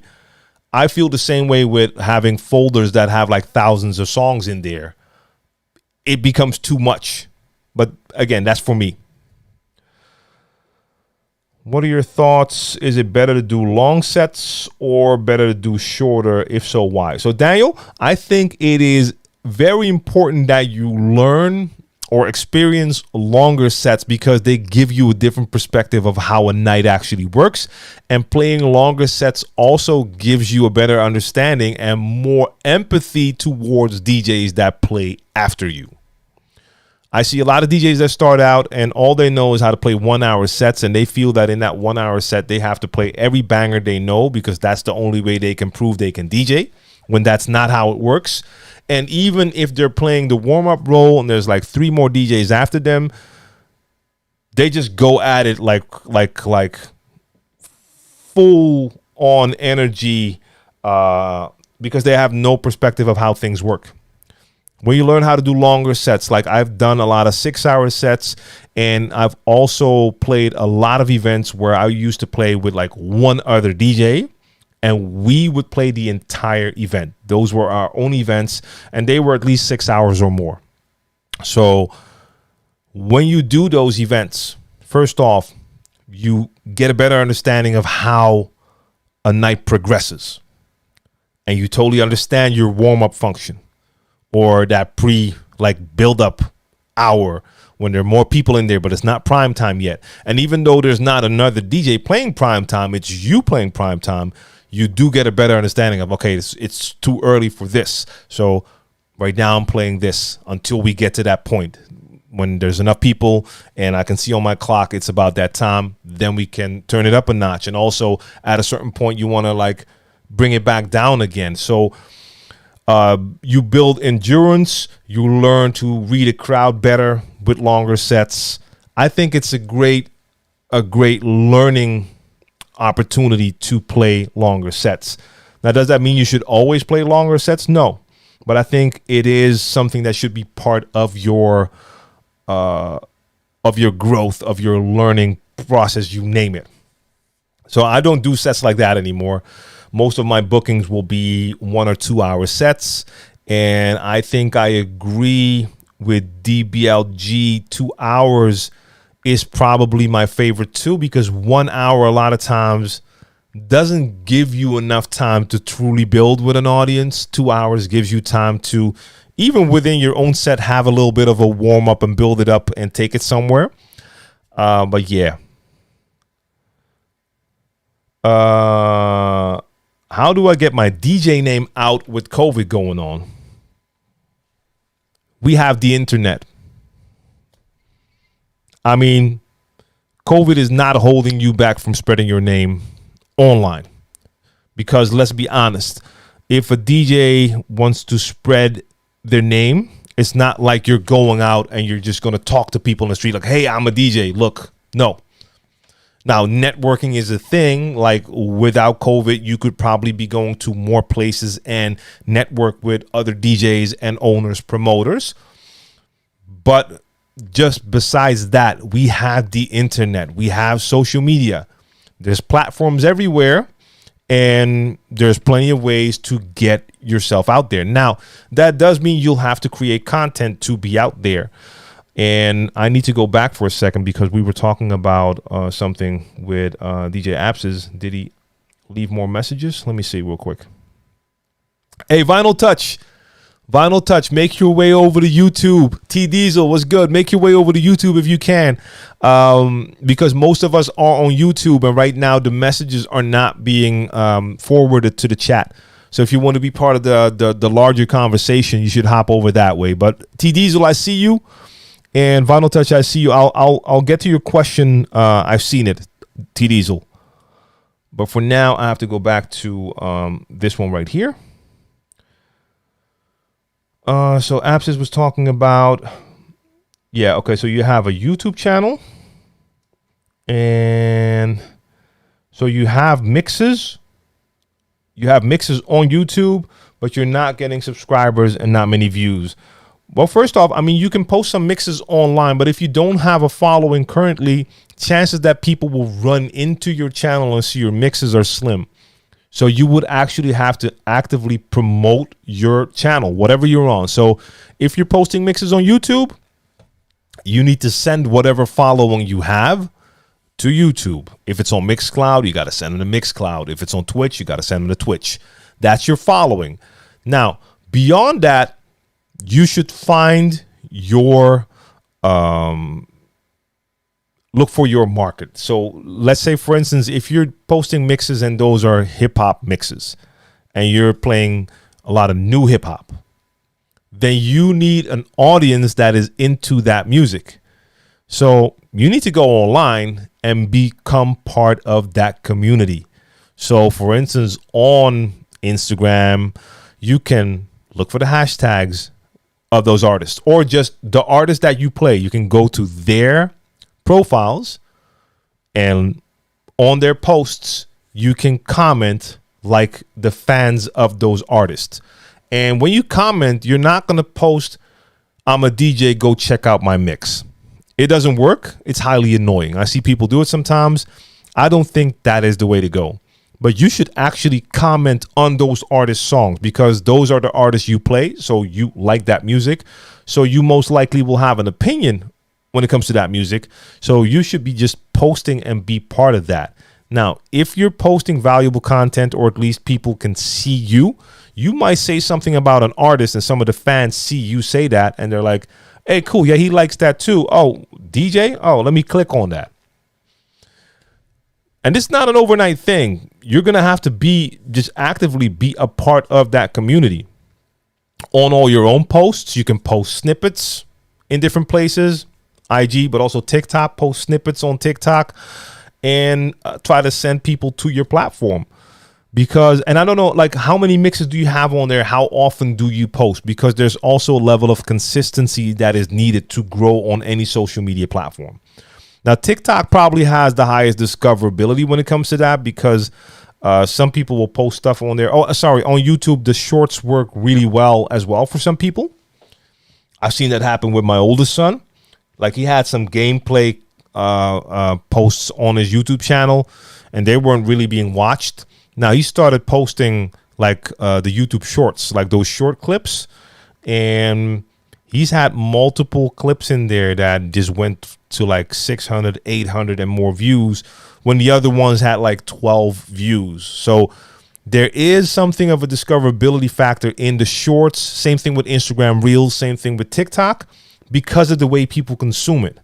You've probably done it yourself, right? If you're on Instagram and you go to the Reels, you'll see one thing, and once it's done, the next thing pops up. Now, in certain cases, you'll just scroll it straight on if you see something you don't like. But I run into a lot of videos I never knew I was looking for, because you're going through a reel or a YouTube short or with TikTok. And before you know it, you just spent 45 minutes going through a lineup of content that you never even looked for. So I see people having success there, but it is all about, like, you have to post and be consistent with it. How many hours have you DJ'd in one night when you first started? My first gigs were not that long at once. So my first gigs in front of a crowd in an actual venue, I was playing with 2 other DJs, and we would like play probably for like a half hour each and switch it up. So during the night, I probably played 4 times, 5 times, but each time it was like 30 or 60 minutes. A little bit later, I started to get into gigs where I was playing. I was the only DJ for an entire night, but they would have like live bands in between. So I would do 45-minute sets. Then would be a band again. Then I would play a set again. And then I would play like 2 hours at the end. And then I got into places where I was playing like 6-hour sets. So all sorts of sets. Excuse me. Nizmanzi, salute. I see you.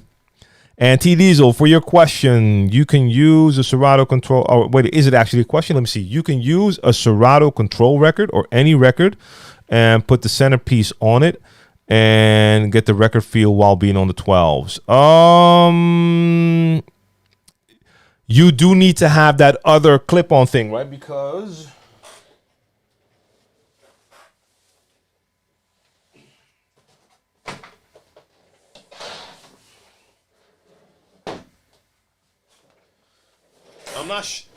I'm not totally sure anymore, but if I'm right, this one is actually connected to the platter. With the newer ones, I think the part you put on top, you can just click it in and take it off. This one you had to screw in, but I think this is attached to it. But maybe I'm wrong.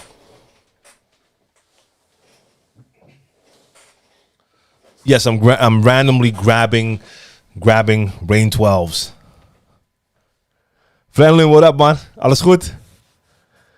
Oh, de album van jullie? Wat, van Brainpower bedoel je, denk ik? Dope. Ja, man. Nice.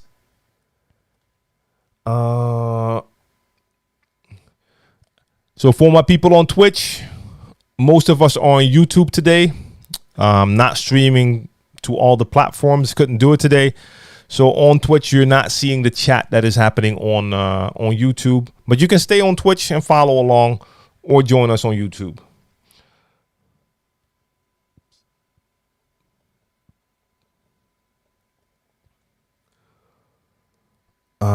Let's see. I missed out on something, I think. I'm scrolling up. I think I missed a couple. One of my absolute favorite sets is going back to back with another DJ for like 4 or 6 hours. So yeah, I used to do that all the time. Me and DJ Mani. Actually, you can check him out on Twitch, DJ Mani. We played like we played like a million parties, like just as a DJ team. So we would play our entire sets together, going back and forth, just in an organic fashion. No rules. It was never like, okay, I do two, you do two. No, we just started to play. Whoever had the next record had the next record. But most of the times we would play entire nights. So we would be doing the warm up, building it up, prime time to the end of the night.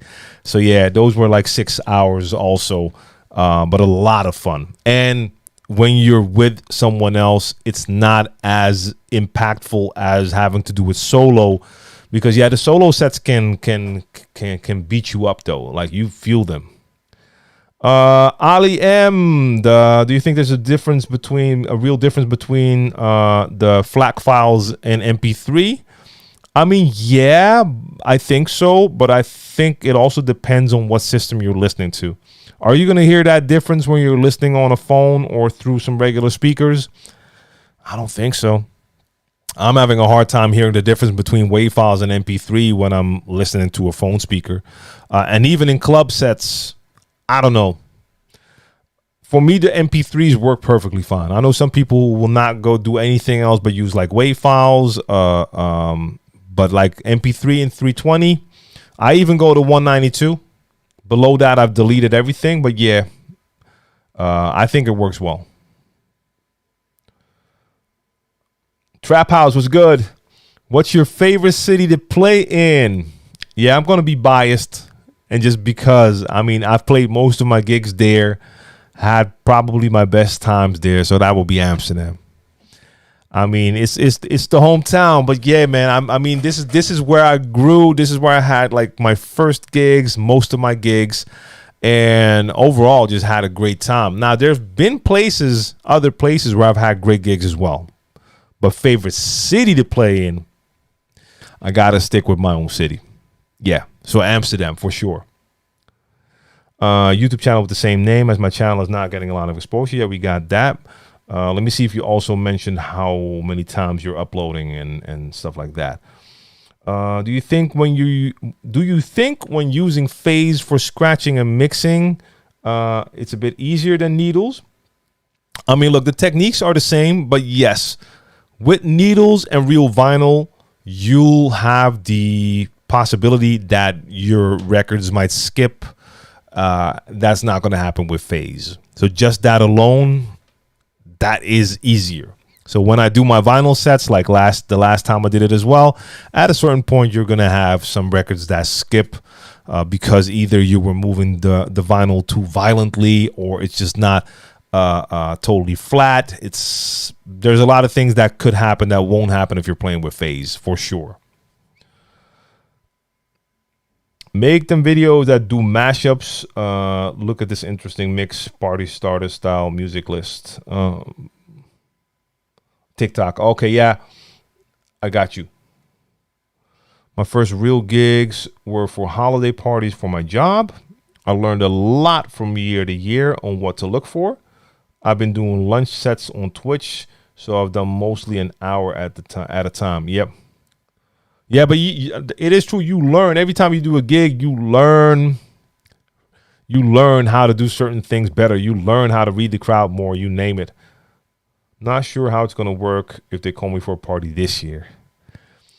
I reach a stage in DJing where I can start off with a power set and end with a power set. Millions of music out there you can play.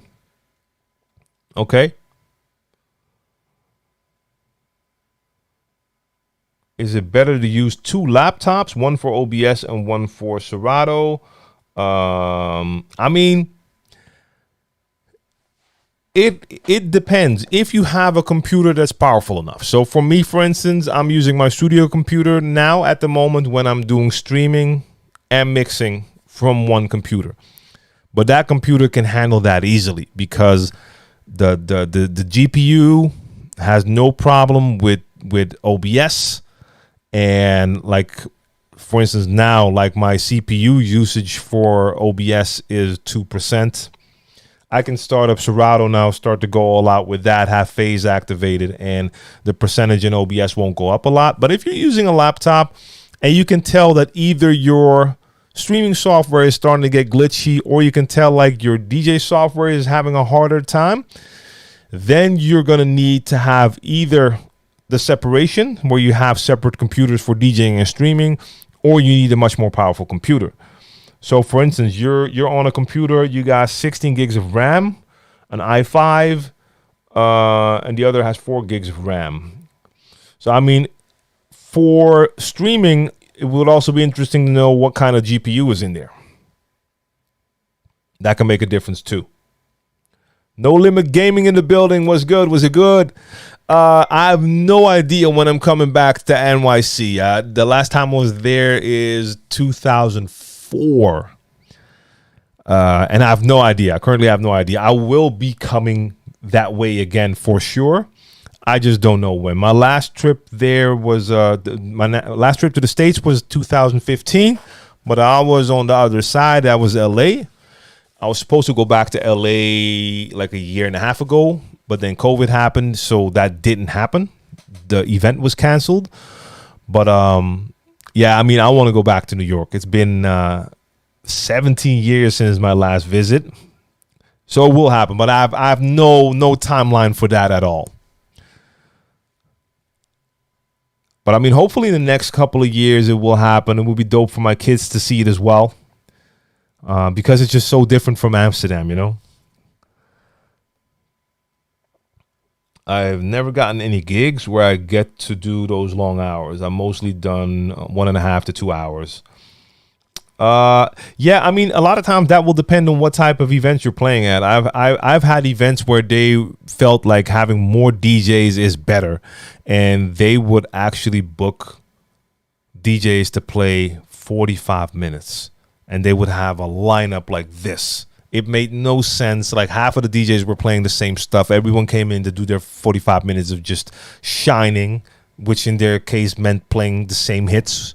So I was booked for that, and I made sure I took like the second slot.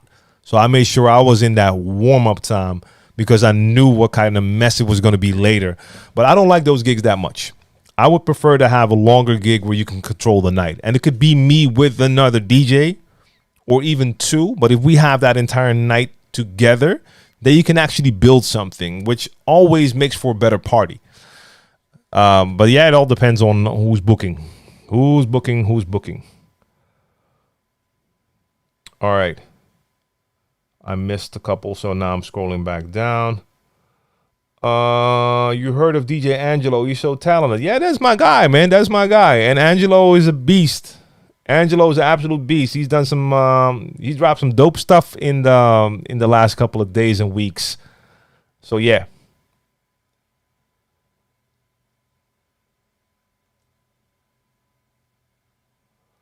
Angelo did a routine with JFB. I'm sure I will. Yeah, but of course I've seen that. I saw that straight away. And I mean, JFB is sick as well, but the two of them together, that was a very nice routine. Played in the UK? No, I actually haven't DJ'd there. I've been there. I've recorded some content there, some DJ related content, but that was not even for my own channel. But I have not played there. So that will happen one day as well.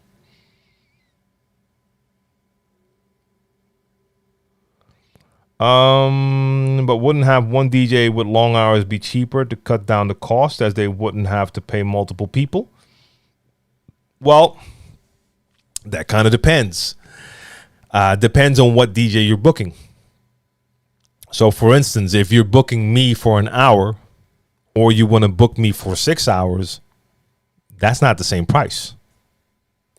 So that really depends. Like if you have one DJ and that DJ is asking quite a lot, we'll take out amount X for the entire night.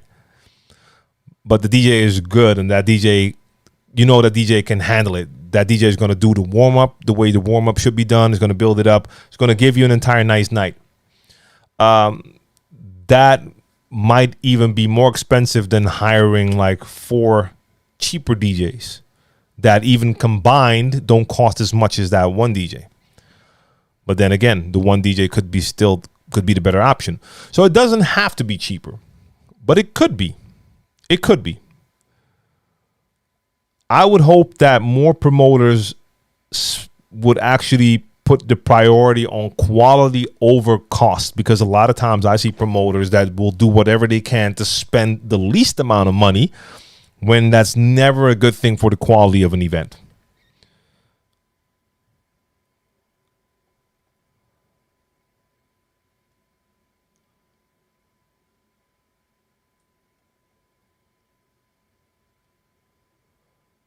What light bar set do you think is good?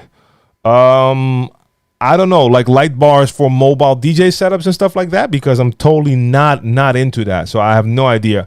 Like I know a little bit about lighting, but it's more about lighting for videos. So I mean, I have a setup here. Well, it's a little bit hard to tell, but like I have this gigantic light dome over here, and then I have like a key light there, and I have a key light pointing at my DJ set. Like I can turn it up. That's the thing that's making all the light now.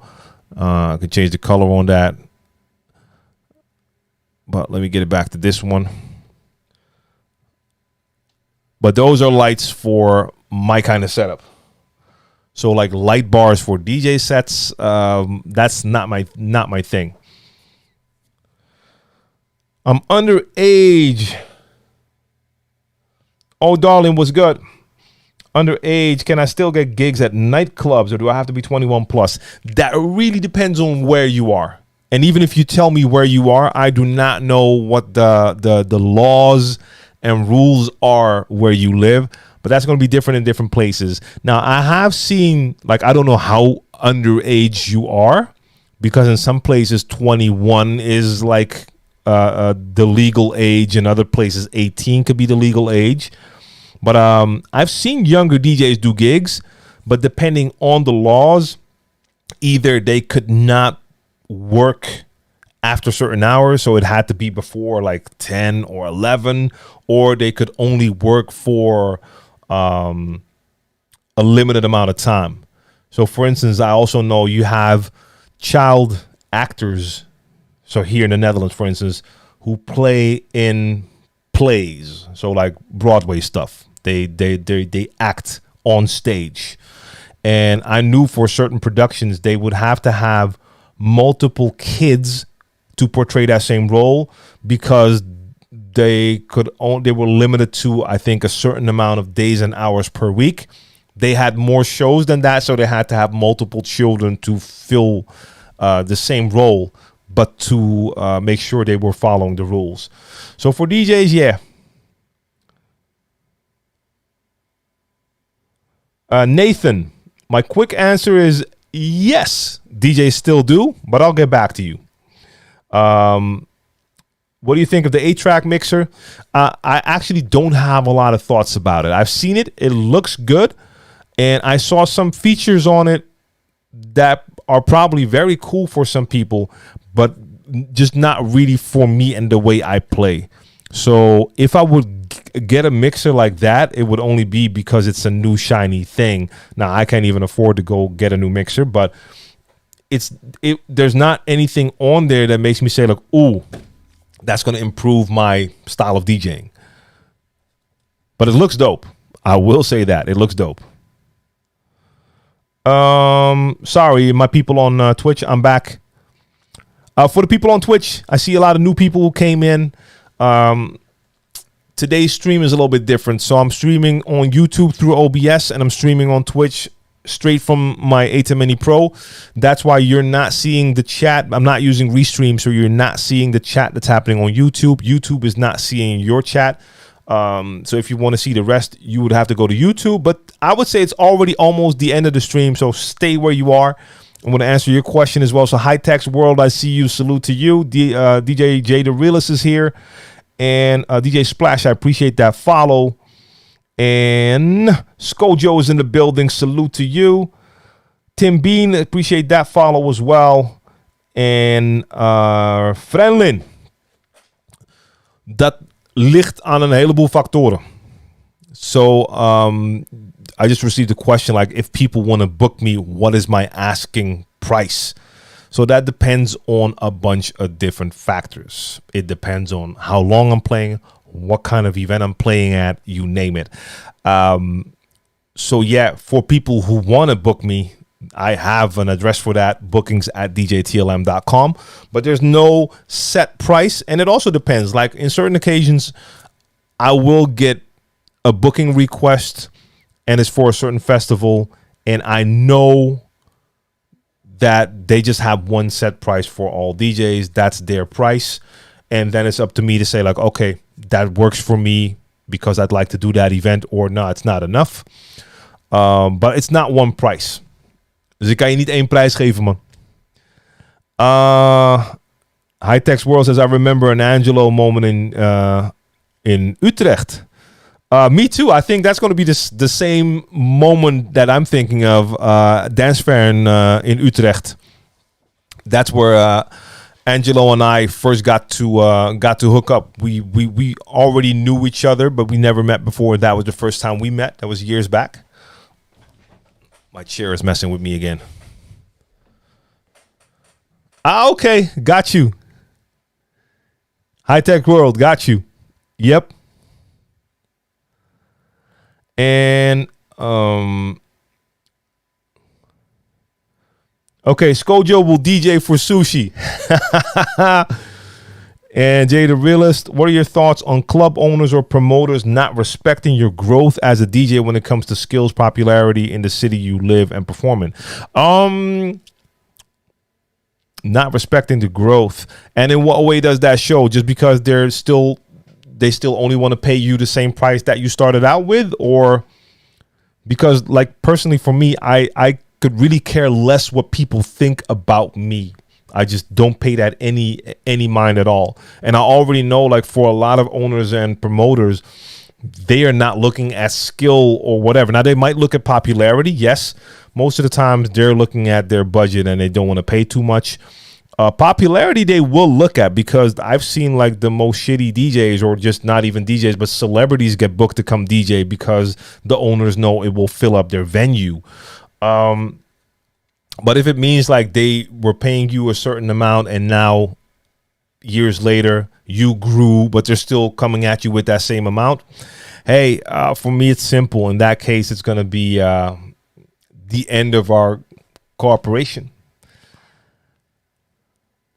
Let's see. Cool. Twitch, I got to go back to YouTube for a sec because I want to get the rest of the questions here. But it's also time. No, that's actually not true. I started a little bit later. We've been on for 2 hours now here. Twitch, almost 2 hours. Yeah, we'll give it 5 more minutes. Let's go. We're going to make this work. Let's go. Let's go. Got that question. Got that question. Yes, yes, yes. DBLG, salute to you. Peace, peace, peace. Abscess says, I have sets of multiple genres like trance, house, psytrance, which are nearly an hour long. I think variety on the channel could be the key, but still it's not working for me for nearly a year. Well, again, like even if you have multiple sets on there, multiple genres, that could help. It could also work against you, because if people come in and they see one mix and they like it, but then they come back like a week or a month later and now they see a mix, but it's a totally different genre that they're not into, that might actually scare them away. But I'm not saying variety isn't good. But even if that's over a year, but you have like multiple mixes on there, if you're not promoting them, no one will see them. So you have to send, if you have a following on any other platform, you have to send those people there. And beyond that, you need to do what I do, like I told you, like become part of a scene.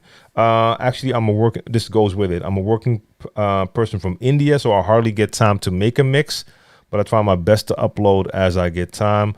Using the Mixtrack Pro 3, still trying new stuff in my mixes. So if I read that, I would have to assume that you post on occasion whenever you can, and that alone is a really hard way to grow online. Like, consistency is important, but I understand, like, if you're working, it's not that easy to find that time.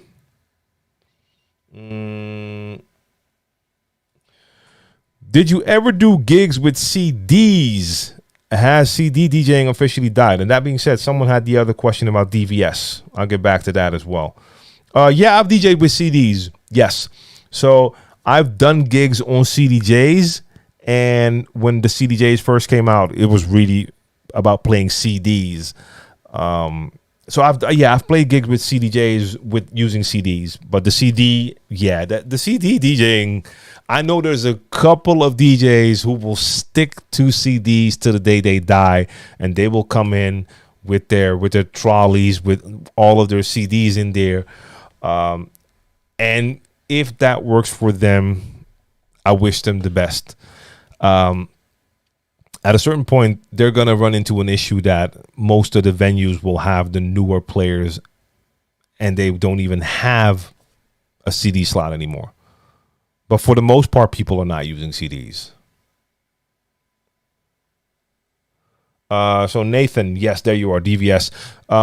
Because you do, and is it cheating in DJing? No. So please, if anyone even starts about cheating because you're using a laptop or whatever, just kill that conversation. I mean, that conversation is so dead to me. People who say that honestly just don't understand what DVS is and what it's doing. And no. Don't pay attention to what they say anyway. But no, here's the thing. Like, DVS is not dead, and you can still do that playing in a club with needles. Now, when you're playing in clubs, you will have to make sure that they have turntables. That can sometimes be an issue. Even though in all my years, I was always able to, most of the times, like 99 point whatever % of the time, I was able to get turntables in the club. Now, they would have to drag them from the attic or the basement half of the time because most of the DJs were using CDJs, but they would still have them. So it would always work out for me. And now, since I'm using DVS, but I'm using phase, I don't even have to worry about the needles or the tone arms anymore. So if they have turntables, as long as they spin and the pitch works, I can use them because phase has just solved that issue for me. But yeah, I mean, I know so many DJs who are still using DVS. And if they're not using it with turntables, I also know DJs on CDJs that use DVS. So yeah, it is not dead at all. Do you think it's a good start with Mixcloud or Twitch or YouTube to start streaming? Yes, those are all streaming platforms. But if you want to do mixes, DJ, you should probably go with Mixcloud and Twitch. You can try YouTube and see what happens with the genres you play. But just start and try it. I do have a Numark Mix Track 3 Pro, and I'm planning to upgrade to the Pioneer DDJ XR. Do you think I should master my skills on a controller and later go for professional DJ gear, or shall I go for an upgrade? Now, that's a personal decision. That's a personal decision. I mean, I know DJs that play every week in clubs on CDJs, and they've never owned their own CDJs. I mean, that definitely works. You don't need them. Nathan of Nathan, ja man. Amsterdam in the building. Zeker. DJ Favor was good. I played a 6-hour set by accident. I gotta read this.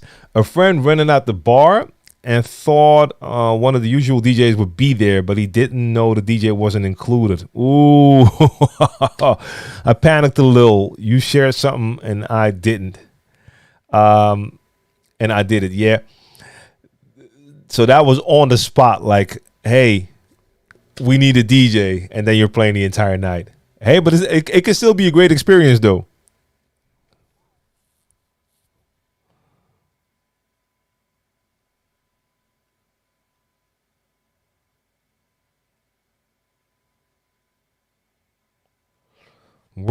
And this is from Miditov. I see you.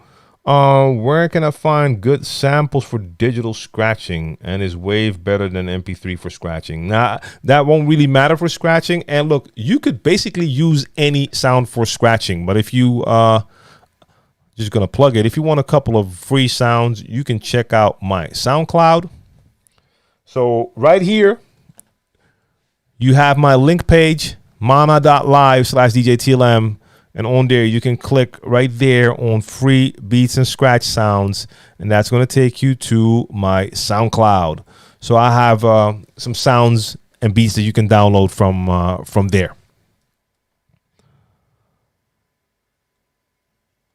If you're using music in your mixers, they not yours, and you're going to put a mix on YouTube, should I put music isn't to whoa, all right, Leonzo, I'm going to try to read that question again.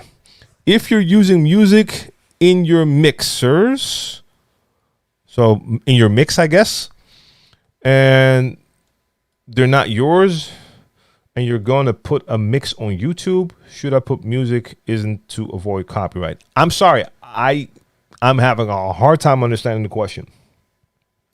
I'm trying. All right, Favor says, I played chorus, verse, chorus, and moved on unless the crowd was into it, and I did another verse and chorus. It calmed me down sticking to the plan. I was really new and didn't know I was reading the crowd. Yeah, man. But that's it, though. That's one of those things, again, that like there's no rules. Like you can play a song longer or cut it earlier, depending on what the crowd is doing. If you see that they're really into a track, then yeah, you can leave it longer for sure. Hey, Thirst Quencher, what's good? First time live, watch you every day. I appreciate that. Much love. And Megawatt says, I had an on-the-spot experience like that this year. Seemed to be my big start. Been hot since then. Yes. Absa says, if you get a chance to play with Armin van Buuren for Ultra Music Festival, what will you teach him? And what would you learn from him? As I feel we learn from DJs around the world. Well, I agree. We can for sure learn from each other. Now, I wouldn't be playing with Armin van Buuren at Ultra Music Festival because there's just not, we're playing totally different styles. Or they would have to put something together where they actually want to combine two DJs from totally different styles. I mean, I know for sure I could just learn by just watching a DJ like that how to play that music. I'm sure I'm going to learn just by watching the DJ play. I don't know what I could teach him. I never approached that. I would never approach that like, hey, I'm going to meet that DJ or play with that DJ. This is what I can teach that DJ. I don't know. But I know for a fact, like with most of the house DJs, when they see me play, they recognize the difference in style. And I mean, a lot of them like that, even though they know that most of it is not what they're going to use in their set anyway. But I totally agree with you that you can learn from other DJs. Yeah, Costa Rica, I think that is probably what the question meant, but it was like, so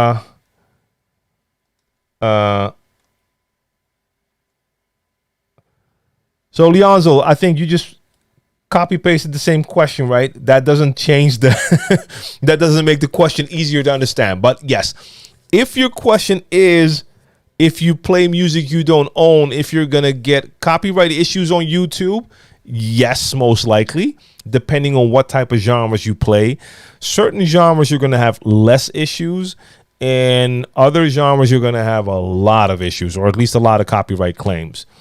That is just what it is. YouTube has their content ID system that will scan everything, and if there's any music in your set that has been marked by a label, then you're going to get a notification.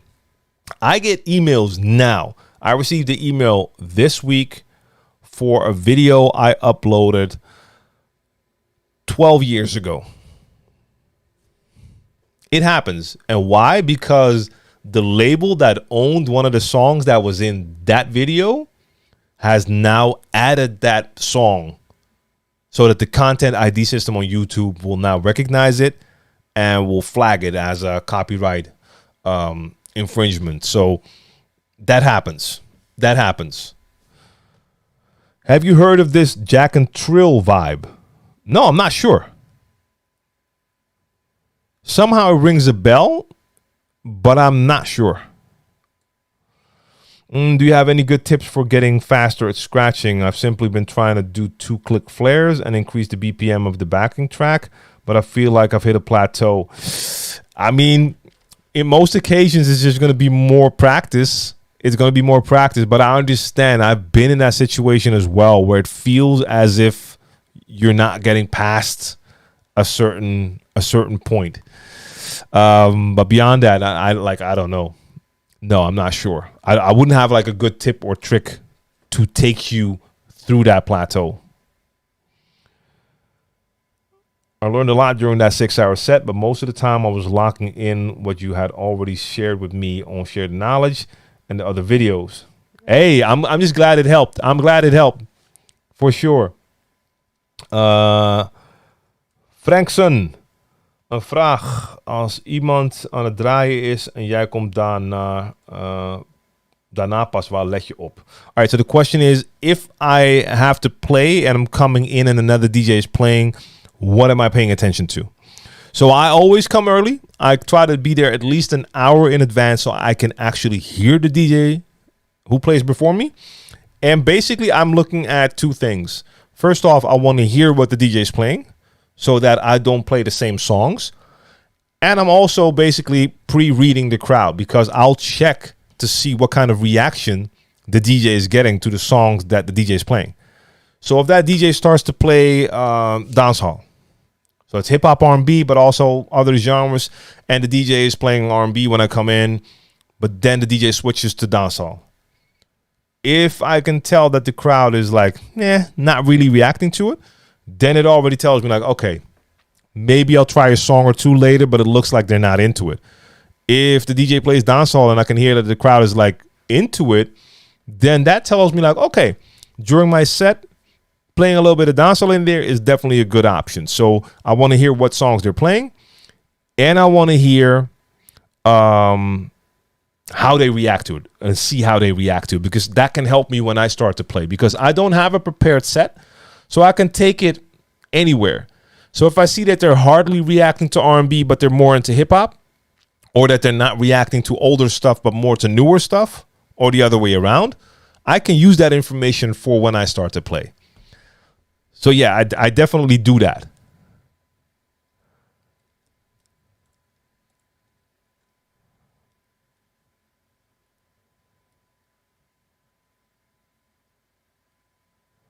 And I see on Twitch now, High Text World. Yeah, that's basically what I was saying as well. Like how the crowd is reacting and the songs they're playing. That is important. Like, what are they playing?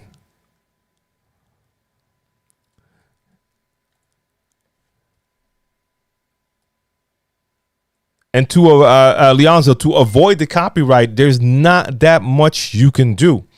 You can test by making an upload with the songs in there and just posting it on YouTube, keeping it private, but it will still be scanned by YouTube, and then YouTube will show you. But beyond that, there's not that much you can do. You're always going to run into copyrights when you're using songs that you don't own. That's why I'm not streaming on YouTube with hip hop and R&B, because I know I'm going to get all of the emails and warnings. I'm not jeopardizing my channel. That's why I use Twitch. That's why I use Mixcloud. Twitch, there's no issues, but you just can't use the replay. So I do my live stream on Twitch and then I delete it. Twitter, you will have no issues, no copyright issues. It was the same like that with Periscope, but there's not really an audience there yet.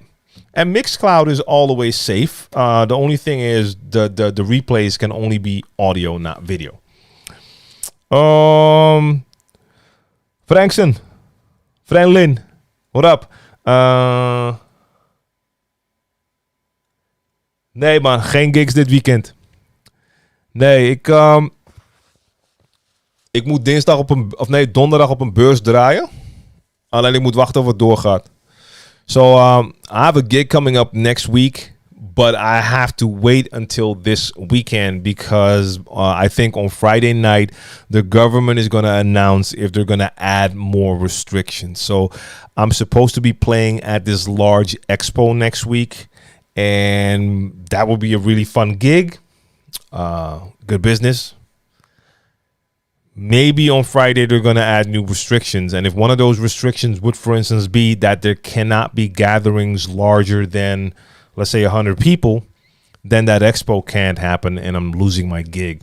So I have to hope for the best. But yeah, beyond that, no gigs yet. No. Does DJ channel get monetized now? Creative Touch, especially with those that are just getting into YouTube Partner. Well, you cannot monetize your DJ streams. So that's the first thing. You cannot monetize the DJ streams because you're playing music that you don't own. If you get copyright claims, what will happen is your video can stay up on YouTube, but the labels that own the music that you played, they're going to put ads on your video and they're going to monetize your video. So if you want to get into YouTube and become a partner and YouTube AdSense and make money, mixes are not going to do it for you because you cannot monetize them.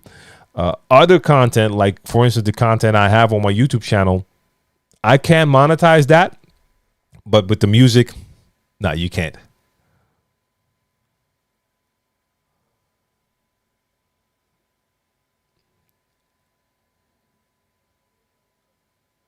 Yeah, Craig. Mixmaster G is always hanging out here. All right, so maybe I missed something somewhere. I'm going to just read the final questions and then we got to be out of here. I need to go back to machine. I need to go back to the beats. What type of party lights do you recommend using with a built-in microphone with all the lights? You asked that question last week. I remember the question because I didn't understand it then either, like party lights with a built-in microphone. But my answer then was the same as now. I have no knowledge when it comes to like party lights and speakers and all of that stuff. So I don't know. Maybe someone in the chat knows more, but I really don't.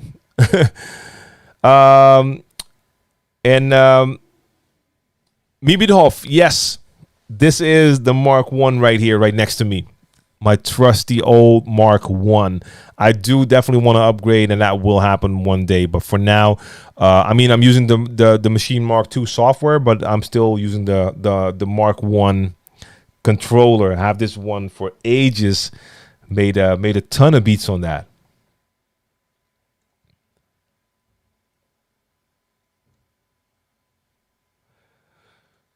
So no, right now there's not a lot of bookings happening here.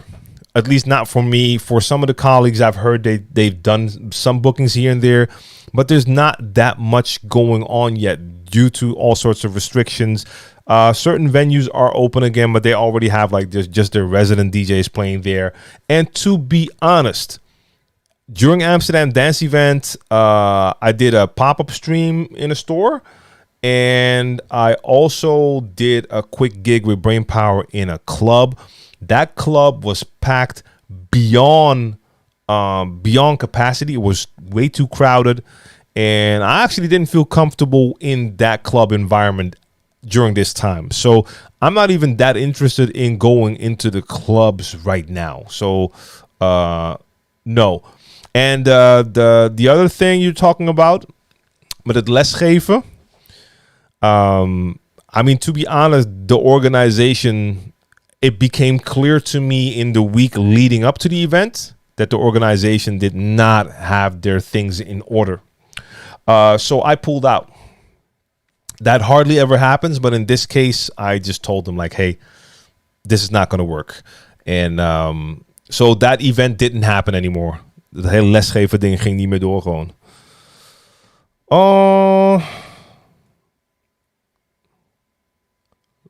Lavanda Dynamite was good. What's your impression when you see young cats spinning vinyl out? I like it. It's dope. It's dope to see. And it's not because I feel like DJs should be on vinyl, but it's always cool to see that you can have people from the new generation who just make their own choice. Like they just chose the path of vinyl, which is just harder than the path of using a controller and software. For the simple fact, you have to go out and actually buy a collection of vinyl to play with, and the extra limitations and trouble you can have with vinyl. But it's always cool to see. Do you have any tutorials on Pioneer controller, the SB3? No. Our walk. I don't. Not the SB3. No. And I think that's going to be it for now. Ja, Frankson, weet je, het is op zich ja duur. Kijk, het was voor een heel weekend. Hè? Het was voor 2 dagen met allemaal lessen van verschillende mensen. Dus ja, die prijs kan. Maar misschien was het ook duur. Maar een paar dingetjes gingen vreemd. Opeens ging alles na 1 dag. En het was een dag waarop ik ook niet goed kon. En meer dingen. I could do that too. I can just switch now and do the rest in Dutch. And then there's going to be like 6 peeps in the chat right now that can follow. And for the rest of you, it's going to be like gibberish. But that's not what I'm going to do because I'm going to end this stream. So I'm actually going to end it on Twitch first. So if there's anyone on Twitch, let me shout you out real quick. Anyone left here? Oh, wow. Let's see. How long is that? Let me see. So...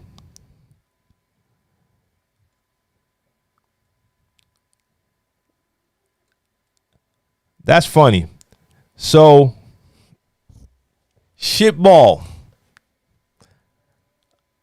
I just came back on Twitch. I wanted to start answering your question. So you ask a question at 10:30, and 1 minute later, you're going to tell me that I'm not answering questions and I'm an ignorant prick?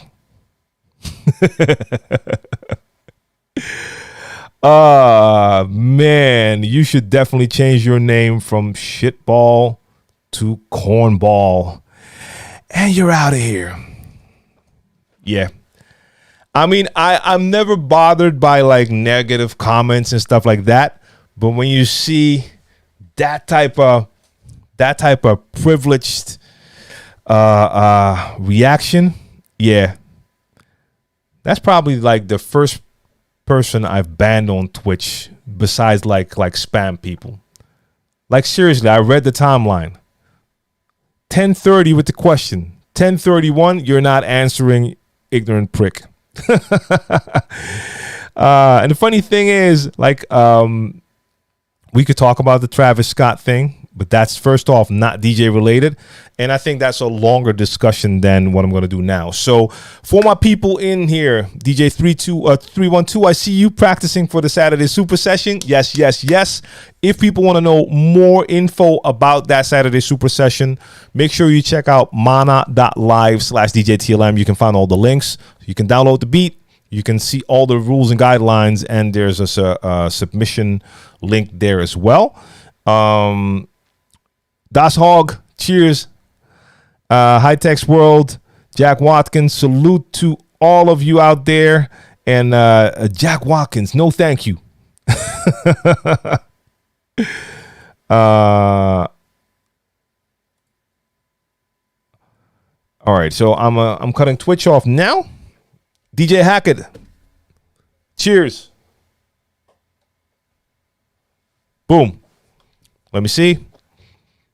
Offline. So now we're just on YouTube. Wow, YouTube is like Mixmaster G. You said what an a-hole, and I actually had to approve that one. But yeah, like I said, I mean, I never mind like negative comments, even though I like on my YouTube channel, for instance, I hardly get negative comments. But if someone has something that is negative, I always want to see if they have a point. And I've confronted people like, okay, let me know why, because what you're saying now makes no sense. A lot of time they won't even respond again.